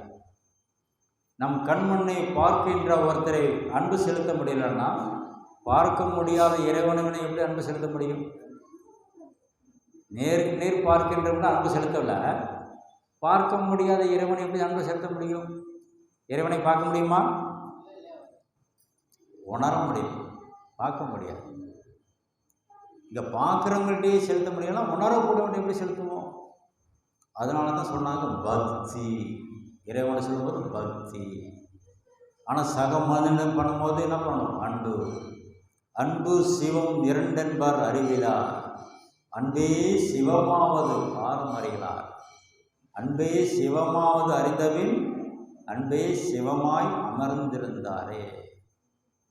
ஒருவருடன் யாரிடம் அன்பு முழுமையாக இருக்கின்றதோ அவரே இறைவனை நோக்கி செல்வார். அவருக்கே ஐம்புலனும் அடங்கும், அவரை தொந்தரவு செய்யாது. ஐம்புலன் யாருக்கு ஒடுங்குகிறதோ அவரே இறை சன்னதியில் நிற்பார். இந்த சிவத்தை அடைவதற்கு இன்னொரு வழியும் இருக்கு. முதல்ல அன்பு இதெல்லாம் வேண்டும், பக்தி வேண்டும். நம்முடைய செயல்பாட்டில் அடுத்த கட்டம் யோக முயற்சியில் இறைவனுடைய திருவடியை பிடிக்கணும் அப்படின்னு சொல்லுவாங்க. இங்கே இறைவனுடைய திருவடியை பிடிக்க முடியுமா? அடிமுடி காணா இறைவன் அப்படின்னு சொல்கிறோம். பிரம்மனும் விஷ்ணுவும் அடிமுடி காணாமல் திரும்பி மீண்டு வந்தார்கள். அப்பேற்பட்ட முடியாதவங்களும் நம்மள எப்படி முடியும்? எளிமையாக முடியும். இறைவன் அதான் நமக்கு ஒரு அருமையான விஷயத்தை தெரிவிக்கிறார். நம்ம உயிர் வாழ்கிறதுக்கு தேவை, நான் சொன்னேன் குடிக்கூலி கொடுக்கணும்னு சொன்னேன். சரிதானே? அன்னம் கொடுக்கணும், உணவு. இந்த உணவு கொடுக்குற லாஜிக் என்ன அர்த்தம்? உணவு எதுக்கு தேவைப்படுது? உணவுலேருந்து உடம்பு என்னமா எடுத்துக்குது? நேரடியாக உணவிலிருந்து இந்த உடம்பு என்ன எடுத்துக்குது? இரத்தத்தை எடுக்குது. இந்த இரத்தத்திலிருந்து இந்த மூளை எதை எடுத்துக்குதுன்னா ஆக்சிஜனை எடுத்துக்குது. பேசிக்காக அதுதான். அதனால தான் யாரும் உடம்பு முடியல கொடுக்கணும்னா முதல் வழியாக ட்ரிப்பு ஏற்றிடுறாங்க. முதல் வழியாக குளுக்கோஸ் ஏற்றுக்கு, ஏன்னா ஆக்சிஜன் வேணும். நேரடியாக ஆக்சிஜன் அவங்களுக்கு பிரெயினுக்கு சேரும், ஈஸியாக போகும். நமக்கு செரிமானமாகி குளுக்கோஸ் வந்து ஆக்சிஜன் எடுக்கும். இப்போ டைரெக்டாக குளுக்கோஸ் சேர்த்து ஆக்சிஜனை கொடுத்துருவாங்க. நம்ம மூளைக்கான உணவு எதுன்னா ஆக்சிஜன் அவசியம். ஆக்சிஜன் சயின்ஸ் தான் இதெல்லாம், ஆக்சிஜன். ஆனால் அது டைரெக்டாக மூளை எடுத்துக்காரனா கிடையாது.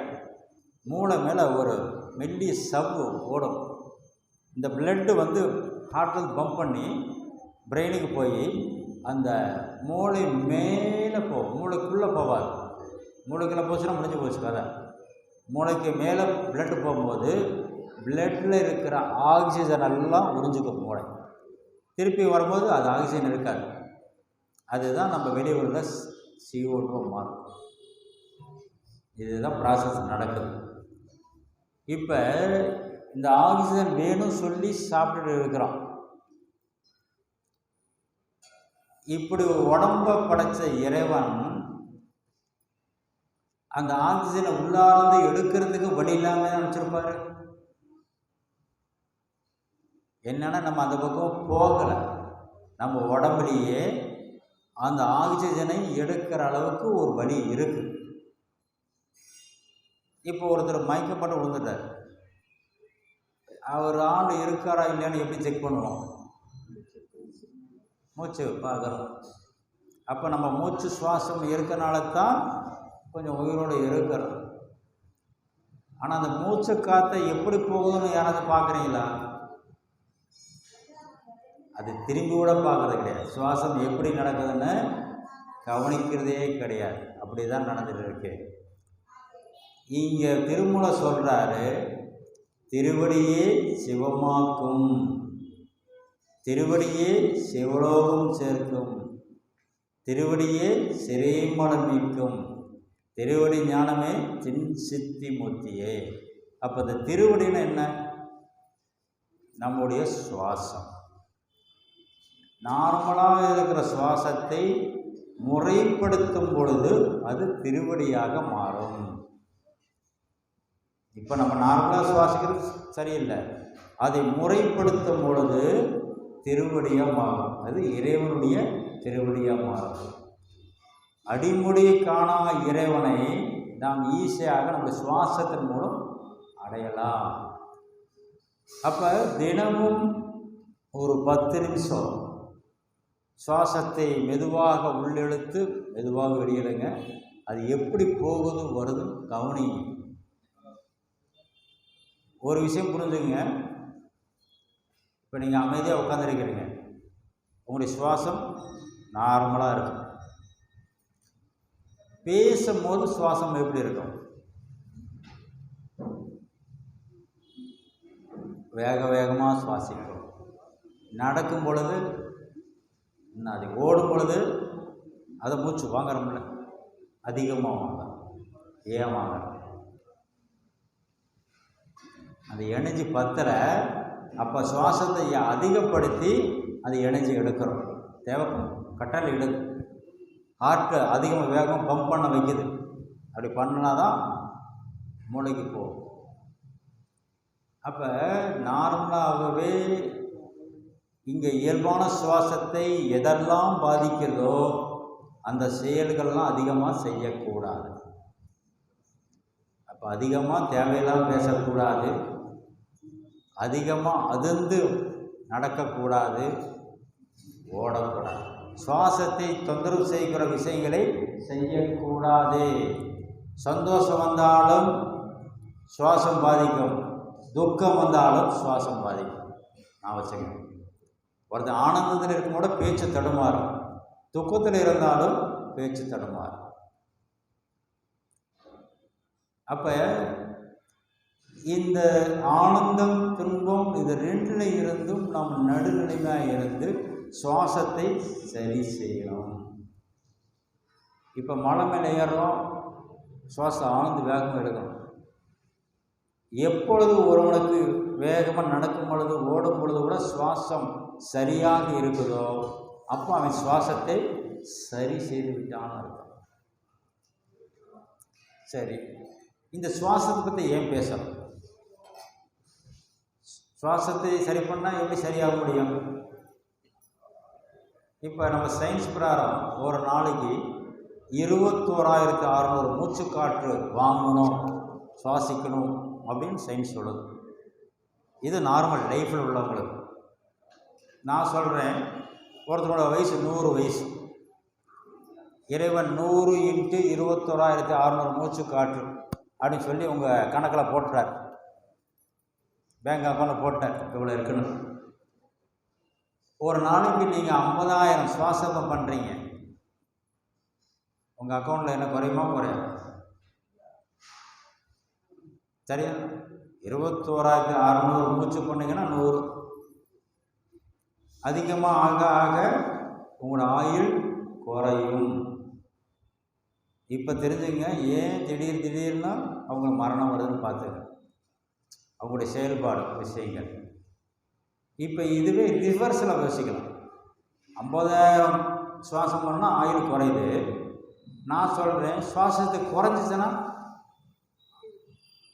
ஏன் அக்கௌண்ட்டில் அப்படியே தான் இருக்கும், அப்போ ஆயுள் இன்க்ரீஸ் ஆகுமா? அந்த காலத்து ஞானிகள் 300 வருஷம் 1000 வருஷம் வாழ்ந்தாங்கன்னு சொல்கிறாங்கல்ல, எப்படி வாழ்ந்தாங்க? இப்போ லாஜிக் கரெக்டாக வருதா? உங்கள் சுவாசத்தை கட்டுப்படுத்தும் பொழுது உங்களுடைய ஆயுள் அதிகரிக்கும். அப்படி ஆயுள் அதிகரித்து தான் அந்த கால ஞானிகள் எல்லாரும் வாழ்ந்திருக்காங்க. 300 வருடம் 500 வருடம் 1000 வருடம் அவங்க வாழுற வரைக்கும் இருந்துக்குவாங்க. இப்போ என்னுடைய இன்னைக்கு ஒரு மூச்சு தான் விடுறேன், இன்னைக்கு ஒரு மூச்சு தான் விடுறேன். அப்போ என்னோடய வயசு என்னவா இருக்கு? 21,600 வருடம் நான் வாழ்வேன். ஒரு நாளைக்கு 21,600, நான் அது ஒன்று தான் யூஸ் பண்ணுறேன். அப்போ என் வயசு 21,600 வருடம் வாழ்வேன். வச்சுப்பாரு. சரி, நான் மூச்சே விடலை, வெளியே உள்ளாரே பிடிச்சிட்டேன். அப்போ என் வயசு வருமா? கவுண்டிங் வருமா? வயசே வராது. ஏன்னா எனக்கு மரணமே கிடையாது. இப்போ உள்ளுக்குள்ளே நிப்பாட்டினா எனக்கு மரணம் இல்லைன்ட்டேன். அதே தான் என் மூச்சு வெளியே போய் உள்ளுக்குள்ளே வரலன்னா நான் அவ்வளோதான். சரிதான்? அதே நடக்குது. என் மூச்சு காட்டு வெளியே போனது உள்ளுக்குள்ளே வரலன்னா என்ன ஆகும்? முடிஞ்சு போச்சு, தூக்கடான்றாங்க. சரியா? அப்போ எப்போ வெளியே போனது வராது அப்படிங்கும்போது உள்ளுக்குள் போன மூச்சுக்காற்றும் நிப்பாட்ட முடியும். இதுதான் சித்தர்கள் சொல்கிற விஷயம். ஆனால் இதுக்கு பயிற்சி பண்ணணும். சும்மா பயிற்சி பண்ணலாம். அப்படி பண்ணனால தான் எல்லோரும் வந்திருக்காங்க. வரலாறு ராமலிங்க சுவாமிகள்லாம் அப்படி தான் கடைபேறினவர். என்ன, ஒரு நாளைக்கு ஒரு 10 நிமிஷமாச்சும் இதை நம்ம ஃபாலோ பண்ணணும். இதில் முக்கியமாக இள வயசில் செய்யும் பொழுது எளிமையாக செட் ஆகும். அதுக்கு இன்னொரு காரணம் இருக்குது. இப்போ ஒரு 5 வயசு பையனுக்கு சொல்லிக் கொடுக்குறோம். அவன் காலையில் உட்காந்து பயிற்சி பண்ணுறான். அவனுக்கு எதனா சிந்தனை இருக்குமா? எப்படி செய்யணும் மட்டும்தான் பார்ப்பான், வேறு எதுவுமே இருக்காது. ஒரு 50 வயசுக்கு காரருக்கு சொல்லிக் கொடுக்குறோம். அவர் உட்காந்து என்ன நினைப்பு வரும்? முதல்ல நீ காலையில் கொண்டாடி என்ன சொல்லுவா, நான் எதுக்கு சொல்லுவா, என்ன பண்ணுவா, அந்த ஞாபகம் தான் வரும். இல்லை பிள்ளைகள் என்ன சொல்லுவாங்க, அவங்களுக்கு என்ன செய்யணும், அதை ஞாபகம் வரும். ஏன்னா அவ்வளோ பதிவுகள் இருக்குது. பதிவுகள் அதிகமாக உங்களுக்கு சிரமமாயிடும். அதனால தான் 5 வயதில் கற்றுக்கொள்ள வேண்டும் சொன்னாங்க. 5 வளையாதது 50 வளையாது. 5 வளையும். நம்ம சுவாசத்தை உள்ளடக்க முடியும். ஈஸியாக வரும், எளிமையாக இருக்கும். மேபி இப்போட வயசு தப்பு இல்லை, செய்யலாம். ஞானிகள் சொல்கிற வயசு 60 வயது வரைக்கும் இருக்குது. 60 வயது வரைக்கும் கூட நீங்கள் ஃபாலோ பண்ணலாம். அதுக்கு மேலே தான் உங்கள் உடம்பு உங்கள் கண்ட்ரோலில் இருக்காதுங்கிறார். 60 வயசு மேலே போகும்போது. அப்போ உடம்பு நம்ம கண்ட்ரோலில் இருக்கிற வரும்போது நம்ம இன்னும் அதை எளிமையாக செய்ய முடியும், அதை தாண்டவும் முடியும். அப்போ அதற்கு ஒரு நம்ம குரு வழிகாட்டுதல் வேணும். அது ரொம்ப முக்கியம். இப்போ ஈஸியாக சொல்லிட்டேன், சுவாசத்தை பாருங்கள். சுவாசத்தை கவனிக்கிற மாதிரியே மூச்சை தம் பிடிக்கக்கூடாது. அது சொல்லியிருக்கவே. ஏன்னா நீங்கள் கையை மூடி ஊதி பாருங்கள். கையை மூடி ஊதுங்க, என்ன ஆகும்? என்ன உணர்றீங்க? என்ன உணர்றீங்கம்மா? சூடாக இருக்கா இல்லையா? சூடாகும். அதுதான் சரி. அதேமாரி தான் நீங்கள் உள்ளுக்குள்ளே இருக்கிற காற்றை மூச்சை தம் பண்ணிங்கன்னா விடும், உடம்பு சூடாகும். உடம்பு அதிகமாக சூடானா என்ன ஆகிடும்? பிரச்சனை உண்டு பண்ணிடும். அப்போ அதுக்கேற்ற உணவு என்னது? திராட்சை, குழந்தை திராட்சை, என்னது சூட்டை குறைக்கக்கூடிய உணவுப் பொருட்கள் எல்லாம் கொஞ்சம் சேர்த்துக்கணும். சேர்க்காமல் நம்ம பாட்டு மூச்சு இழுத்து பிடிக்கிறேன், நான் இன்றைக்கே குறைச்சிறேன் அப்படின்னா பண்ணக்கூடாது. படிப்படியாக முதல்ல சுவாசம் எப்படி வருது மட்டும் கவனிக்கணும். அதுக்கப்புறம் குரு முகாந்திரமாக இதை செயல்படுத்தணும். சுவாசத்தை மட்டும் குரு முகாந்திரமாக இதை செயல்படுத்தணும். நான் இன்னொரு விஷயத்த சொல்லிடுறேன். மேபி இந்த உலகமே நான் சொன்னேன், ஆசை பயத்தில் தான் வருதுன்னு சொல்கிறேன். இப்போ உங்களுக்கு ஒரு ஆசை வார்த்தை சொல்கிறேன். உங்களுடைய மூச்சு உங்கள் வசம் நின்றுச்சுன்னா இந்த உலகம் உங்கள் பேச்சை கேட்கும். இந்த ஊர், இந்த நாடு கிடையாது, இந்த உலகம், இந்த பிரபஞ்சமே உங்கள் பேச்சை கேட்கும். அந்த அஷ்டமா சித்திகள் தானாக கிடைக்கும். அட்லீஸ்ட் இந்த ஆசைக்காக வச்சு நம்ம ஓடலாம். ஆனால் ஆசை அறிமைகள் சொல்கிறார் ஈஸ்வரானந்தாவோட ஆசை அறிமை சொல்கிறார். ஆனால் ஒரு பற்றுகள் வச்சுக்கணும். வள்ளுவர் சொன்ன மாதிரி பற்றுக பற்றற்றான பற்றினை பற்று விடற்கு, பற்று விடுவதற்கு ஒரு பற்றற்றான பற்றை பிடிச்சிக்கணும் சொல்கிறார். அப்போ இந்த நிலையை அடைவதற்கு வச்சும் நம்ம ஓடணும். இப்போ அதே சொல்ல வர இந்த அஷ்டமா சித்திகள்லாம் நம்ம ஒரு சுவாசத்தை நம்மளை நாமே கவனிக்க ஆரம்பிச்சதுக்கு அப்புறமே நமக்கு என்ன தேவையோ அது தானாக கிடைக்கும். அதனால சரி, லௌகிக வாழ்க்கையில் உள்ளவங்களும் கடைப்பிடிக்கலாம், ரொம்ப முக்கியம். இப்போ ஒவ்வொருத்தரும் ஒவ்வொரு பிரச்சனை ஓடிட்டு இருக்கீங்க. நீங்கள் சுவாசத்தை கவனிக்கும் பொழுது உங்களுக்கான என்ன தேவை அது சரியாக இருக்கும் பட்சத்தில் தானாக நடக்கும். உங்கள் தேவைகள் தானாக நிறைவேற்றப்படும். இதுதான் இறைவனுடைய கனெக்டிவிட்டி. இங்கே எங்கே கனெக்டிவிட்டி? நம்ம சரியாக இருக்கும் பட்சத்தில் நாம் சரியாக சுவாசத்தை கவனிக்கும் பட்சத்தில் இந்த கனெக்டிவிட்டி ஏற்படும். இப்போ நான் சொல்கிற மாதிரி நம்ம சுவாசம் 21,600 பண்ணிட்டு இருக்கிற விஷயத்த கொஞ்சம் கொஞ்சமாக கவனித்து கொஞ்சம் கொஞ்சமாக குறைக்க பார்க்கணும். இதில் ஒரு அருமையான விஷயம் என்னென்னா, இந்த ஜென்மத்தில் நீங்கள் 21,600 மூச்சு காட்டுற ஒரு 15,000 குறைச்சிட்டிங்க. அதுக்குள்ளே உங்கள் காலம் முடிஞ்சிருச்சு. அடுத்த ஜென்மம் போகிறீங்கன்னா அடுத்த ஜென்மத்தை 15,000 ஸ்டார்ட் பண்ணுவீங்க. 21,600 ஸ்டார்ட் பண்ண மாட்டேங்க. இதோட கண்டினியூஷன் அது ஈஸியாக கிடைக்கும். நீங்கள் இன்றைக்கி ஒரு சொத்து விட்டுட்டு போனீங்கன்னா அந்த சொத்து அடுத்த ஜென்மத்தில் கிடைக்காது. திருப்பி சம்பாதிக்கணும். கிடைக்குமா? கிடைக்காது. சம்பாதிக்கணும். ஆனால் இந்த ஞான பக்குவத்தை நீங்கள் அடைஞ்சிட்டிங்கன்னா இதோட கண்டினியூஷன் அடுத்த பிறவிலையும் கிடைக்கும். அதுக்கு உதாரணம் ஞான சம்பந்த பெருமான். முற்ஜென்மத்தில் அவர் ஆல்மோஸ்ட் முடித்ததுனால தான் அடுத்த ஜென்மத்தில் 3 வயதில் அவருக்கு ஞானப்பால் கிடைச்சது. 3 வயசில் கிடைச்சி ஆல்மோஸ்ட் அவர் முதல் ஜென்மம் முடிச்சிட்டார். ஆனால் அப்புறமா அடுத்த ஜென்மம் போகாமல் 70 வயசில் அது தாங்கினார். அதுவும் பெரிய ஒரு நல்ல விஷயந்தான். 70 வயசில். அப்போ நம்முடைய செயல்பாடு இருக்கணும். எதுக்கு? செயல்பாடற்ற நிலைக்கு வரது. செயல்படணும். எதற்குன்னா நம்ம செயல்படாமல் இல்லாமல் இருப்பது, அதாவது சும்மா இருக்கிற நிலைக்கு. சொல்கிறேனே, வள்ளல் பெருமான் பாடினாரே, இன்று வருமோ நாளைக்கே வருமோ அல்லது மற்றென்று வருமோ அறியே, துன்றும் மன வெம்மாயை அடுத்து வெளிக்குள் வெளியடந்து சும்மா இருக்கும் சுகம். இந்த சும்மாங்கிறதுக்கு விஷயத்தை அடைவதற்கு நம்ம அவ்வளோ செயல்பாடு சும்மா கிடைக்காது. இங்கே சும்மா என்ன நினைக்கிறாங்க? சும்மா போய் உட்காந்துருந்தா சும்மா நினைக்கிறாங்க. அது கிடையாது. சும்மா என்பது நம்முடைய புலன்கள் செயல்பாடற்ற நிலையை குறிக்கும். அதை அடைவதற்கு நம்முடைய செயல்பாடு வேணும். அது செயல்பாடு இருந்தால் தான் நம்ம அடைய முடியும். இப்போ இன்றைய பொழுது வீணாக்காமல் நம்ம செயல்படுத்தினால் நாளைய பொழுது நமக்கு சரியாக அமையும். இதில் ரொம்ப பேருக்கு இந்த சோம்பேறித்தனம் தான் நாளைக்கு பார்த்துக்கலாம் அப்படின்னு நகர்த்துறது தான் நம்முடைய வாழ்நாள் வீழ்நாள் ஆகிடும். வீணாக போச்சுன்னு சொல்லுவாங்களே, அப்படி ஆகிடும். அப்போ நம்ம இதில் ஓடுறது எவ்வளோ ஒரு சிறப்பாக இருக்கணும். இன்னைக்கு காலையில் எழுந்திருக்கிறோம்,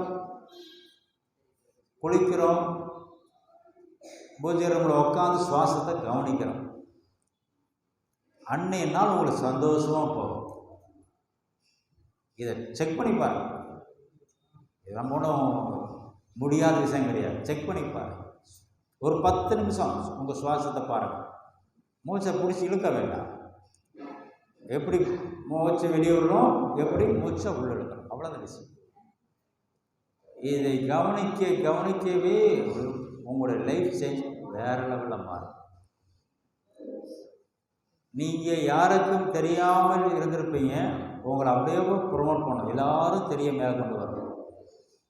உங்கள் ஆஃபீஸில் இல்லை உங்கள் சமுதாயத்தில் ஏதோ ஒரு விதத்தில் உங்களை ப்ரொமோட் பண்ணணும்.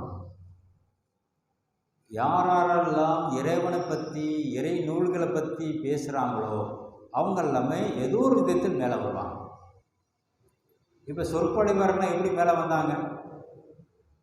ஏதோ ஒரு விஷயத்தை பேசுகிறாங்க, அந்த சப்ஜெக்டை தொடுறாங்க. அது தொடுறதுனாலேயே அவங்களுக்கு ஒரு பலன் கிடைக்கும். தொடுறதுக்கே நான் சொல்கிறேன், அது செயல்பட்டால் முக்கியமாக உங்களுக்கு ஒரு விஷயம் கிடைக்கும்.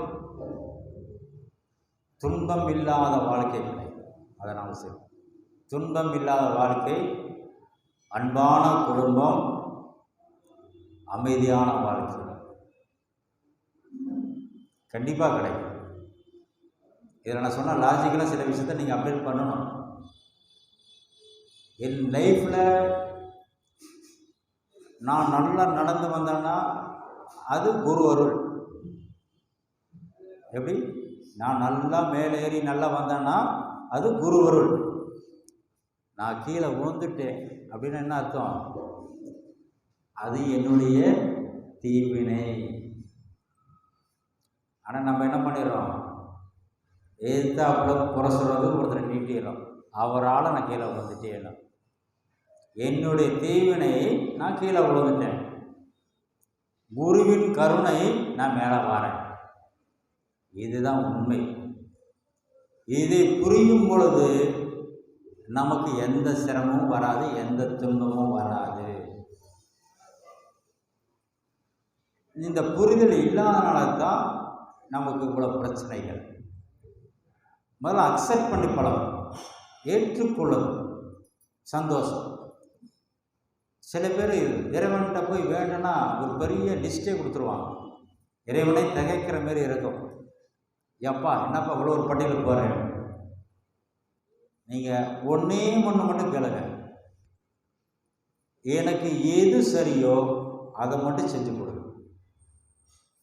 இது வேணும் அது வேணும்னு காக்காதீங்க. எனக்கு எது சரியோ, அவருக்கு தெரியுமில்ல, நமக்கு என்ன தெரியும்? நம்ம என்ன நினைப்போம்? எனக்கு இது வந்துட்டால் நல்லாயிருக்கும், அது வந்துட்டால் நல்லாயிருக்கும் கேட்போம். அவர் கொடுப்பார். அது எப்படின்னா, இப்போ எல்லாம் இந்த கோம்போ பேக்குன்னு சொல்கிறாங்கல்ல, ஒன்று வான இன்னொன்று. அப்படி நீங்கள் ஒன்று கேட்டோன்னு அவர் ஒன்று நடிச்சு அனுப்புவார், பின்னாடியே ஒரு துன்பத்தையும் சேர்த்து அனுப்புவார். அது நமக்கு தெரியாது. இந்த நல்லது சில சந்தோஷம் அனுப்பும் பொழுது அந்த துக்கத்தையும் நீங்கள் எடுத்தாகணும். இப்போ அந்த பொறுப்பை அவர்கிட்டயே ஒப்படைச்சிடுறீங்க. குரு எனக்கு எது சரியோ நீங்கள் அதை செய்யுங்கன்னு. அப்போ அவர் கொடுக்கும்போது இப்படி கொடுப்பாரா? கொடுக்க மாட்டார். நமக்கு நாளைக்கு கஷ்டம், சிரமம், துக்கம் அப்படின்னு நகர மாரி அவர் எப்பொழுதுமே கொடுக்க மாட்டார். ஆனால் அவர் செய்யும் போதெல்லாம் நமக்கு என்ன வரும்?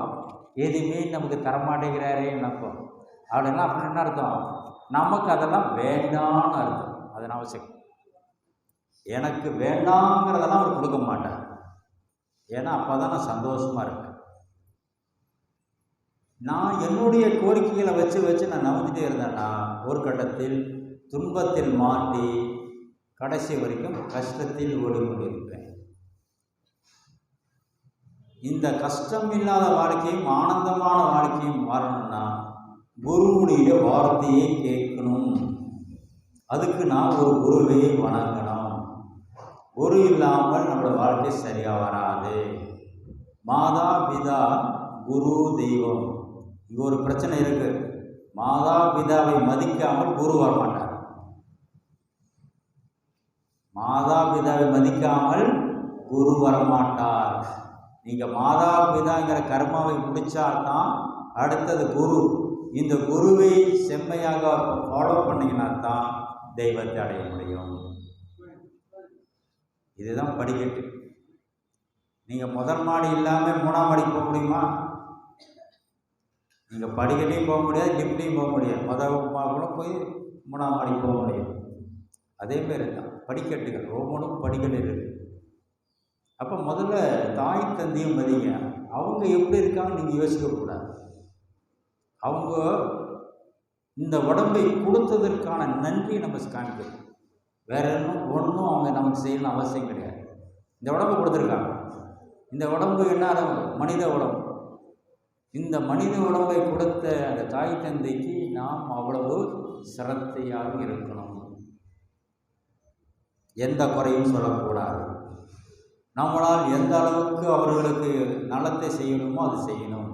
அப்படி செய்யும் பட்சத்தில் நமக்கு சரியான குரு வருவார். அந்த குரு நமக்கு ஒரு உயர்வான நிலையை காண்பிப்பார். குரு இல்லாமல் எந்த சக்தியும் அடைய முடியாது. எந்த மார்க்கத்திலையும், உலகத்தில் உள்ள எந்த மார்க்கத்திலையும் குரு இல்லாமல் நாம் நல்ல நிலையை அடைய முடியாது. இந்த குரு வழிபாடு, குருவை முழுமையாக நம்புதல், இதெல்லாம் சித்தர் மார்க்கம். சித்தர் மார்க்கத்தில் முழுமையாக வரையறை பண்ணுறாங்க. திருமூலர் ஒரு பாடலை சொல்கிறார். நந்திகள் நால்வர் சிவயோக மாமுனி மன்று தொழுத பதஞ்சலியார் வியாக்கிரமர் என்று என்னோடு என்மருமாமே அப்படிங்கிறார். திருமூலர் கூட 8 பேர் இறைவனுடன் நேரடியாக தீட்சை பெற்றவர்கள். நந்திகள் ஆளுநர்னா ஜனகாதிகள், நம்ம சொல்லல, ஜனகர், ஜனந்தனன், ஜனகாதியர், ஜனகுமார், இந்த 4 பேர், முதல்ல 4 பேர் புராண கதையிலே வரும். பிரம்மன் முத படைக்கும் பொழுது இந்த 4 பேர் தான் படைத்தார். ஜனகாதிகள் உலகத்தை விருத்தியம்சம் பண்ணணும்னு சொல்லி. ஆனால் இறைவனுடன் தீட்சை பெற்றவுடனே அவங்க ஞானத்தை அடைஞ்சதுக்கப்புறம் இல்லறத்தில் நவரலை, அப்போ வளர்ச்சி அடையலை. அதுக்கப்புறம் தான் அவர் சப்த ரிஷி, இப்போ சொல்கிறோம்ல சப்த ரிஷி மண்டலம், அந்த சப்த ரிஷிகளை அவங்கள படைக்கிறார். அவங்க மூலம்தான் இந்த உலகமே விருத்தி அம்சமாக இருக்குது. இப்போ நம்மள்கிட்ட ஒரு கோத்திரம் கேட்டால் என்ன சொல்லணும்? இந்த சப்த ரிஷிகளில் தான் ஒரு கோத்திரம் நம்மளதாக இருக்கும். நம்ம ஆனால் சிவ கோத்திரம், விஷ்ணு கோத்திரம் சொல்கிறோம், அப்படி கிடையாது. இந்த சப்த ரிஷியில் அவங்களுக்கு ஒரு ஸ்டார் இருக்குது, அவங்க பேரை சொல்லணும். இப்போ உதாரணம் சொல்லணும்னா பரணி நட்சத்திரம் அப்படின்னா வசிஷ்ட மகரிஷி கோத்திரம், திருவோணம் நட்சத்திரமா வசிஷ்டி மகரிஷி கோத்திரம், போராட நட்சத்திரமா புலகர் மகரிஷி கோத்திரம். இப்படி 7 சப்த ரிஷிகளை அடக்கம். கோத்திரம் சொல்லணும்னா நம்ம அப்படி சொல்லி தான் நம்ம ப்ரேயர் பண்ணணும். இந்த கணக்கில் தான் வரும் 7 இல்லை, இந்த 27 நட்சத்திரமும் இந்த 7 கோத்திரம் அடக்கம். இது சப்த ரிஷி கணக்கில் வரும்.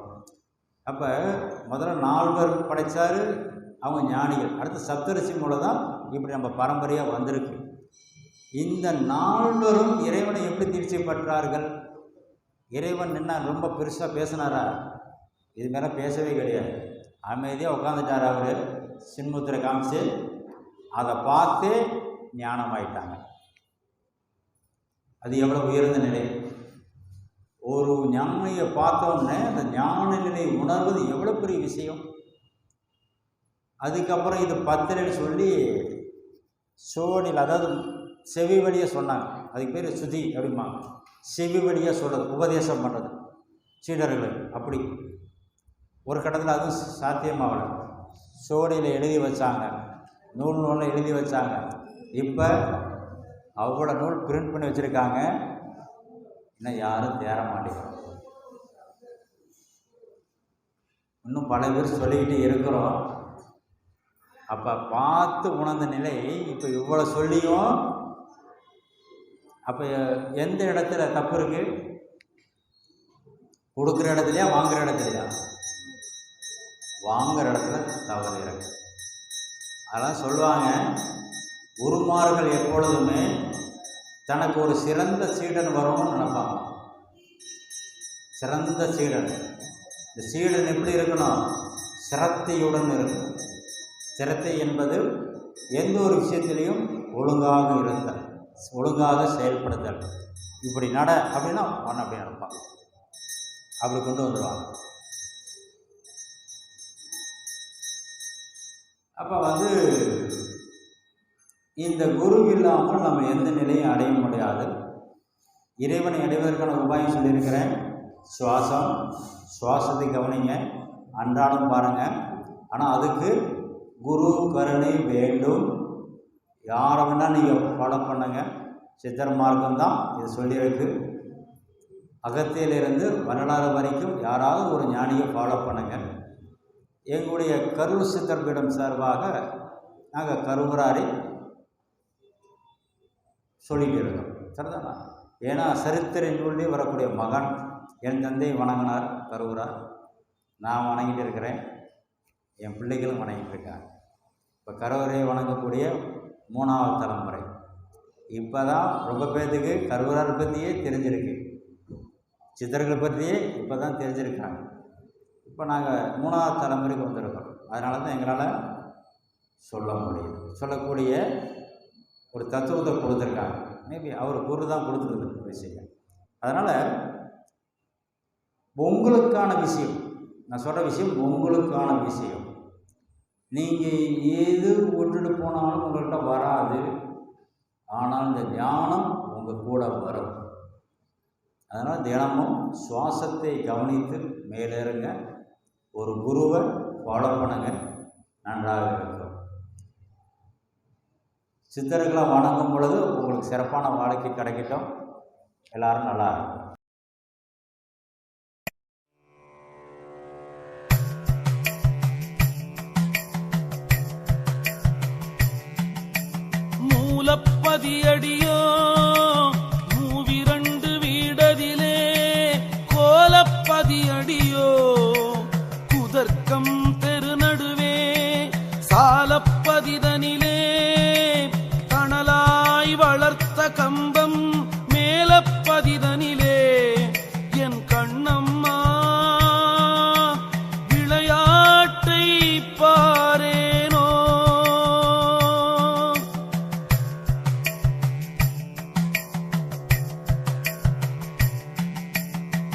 எண்சான் உடம்படியோ 7 வாயிலடி பஞ்சாயக்காரரைவர் பட்டணமும் தான் 2 அஞ்சாமல் பேசுகிறாய் ஆக்கினைக்கு தான் பயந்து நெஞ்சார நில்லாமல் என் கண்ணம்மா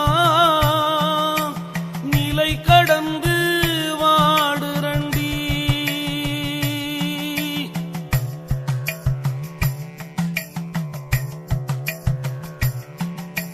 முத்துமுகப்படியோ முச்சந்தி வீதியிலே 10ஆம் இதழ் பரப்பி பஞ்சணையின் மேலிருத்தி அத்தை அடக்கி நிலை ஆறுமில்லா வேளையிலே குத்து விளக்கேற்றி என் கண்ணம்மா கோலமிட்டு பாரேனோ.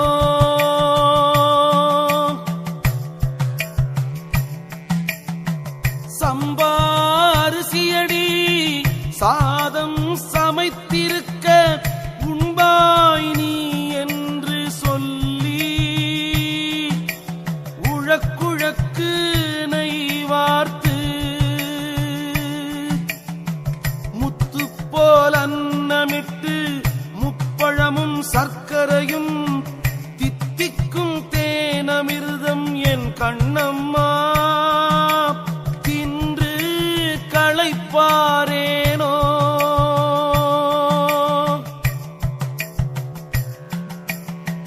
பைம்பொரு சிலம்பணிந்து பாடகக்கால் மேல் தூக்கி செம்பொற்கலையுடுத்தி சேல்விழிக்கு மையெழுதி அம்பொரு பணி பூண்டு அறுகோண வீதியிலே கம்பத்தின் மேலிருந்தே என் கண்ணம்மா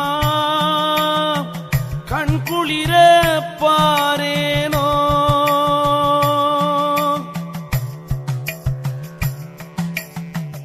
எட்டா புறவியடி 6 காலடியோ விட்டாலும் பாரமடி வீதியிலே தான் மறித்து கட்ட கயிறெடுத்து கால் நாளும் சேர்த்திருக்கி தாள தேசமெல்லாம் என் கண்ணம்மா ஆண்டிருந்தாலாகாதோ.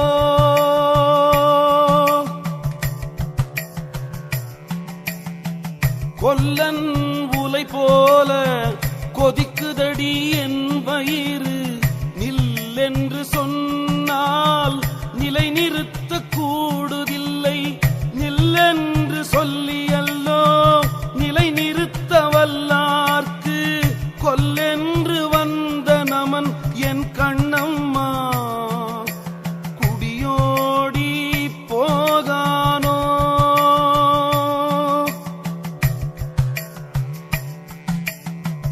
ஊற்றை சடலமடி உப்பிருந்த பாண்டமடி மாற்றி பிறக்க மருந்தெனக்கு கிட்டுதில்லை மாற்றி பிறக்க மருந்தெனக்கு கிட்டமென்றால் ஊற்றை சடலம் விட்டே என் கண்ணம்மா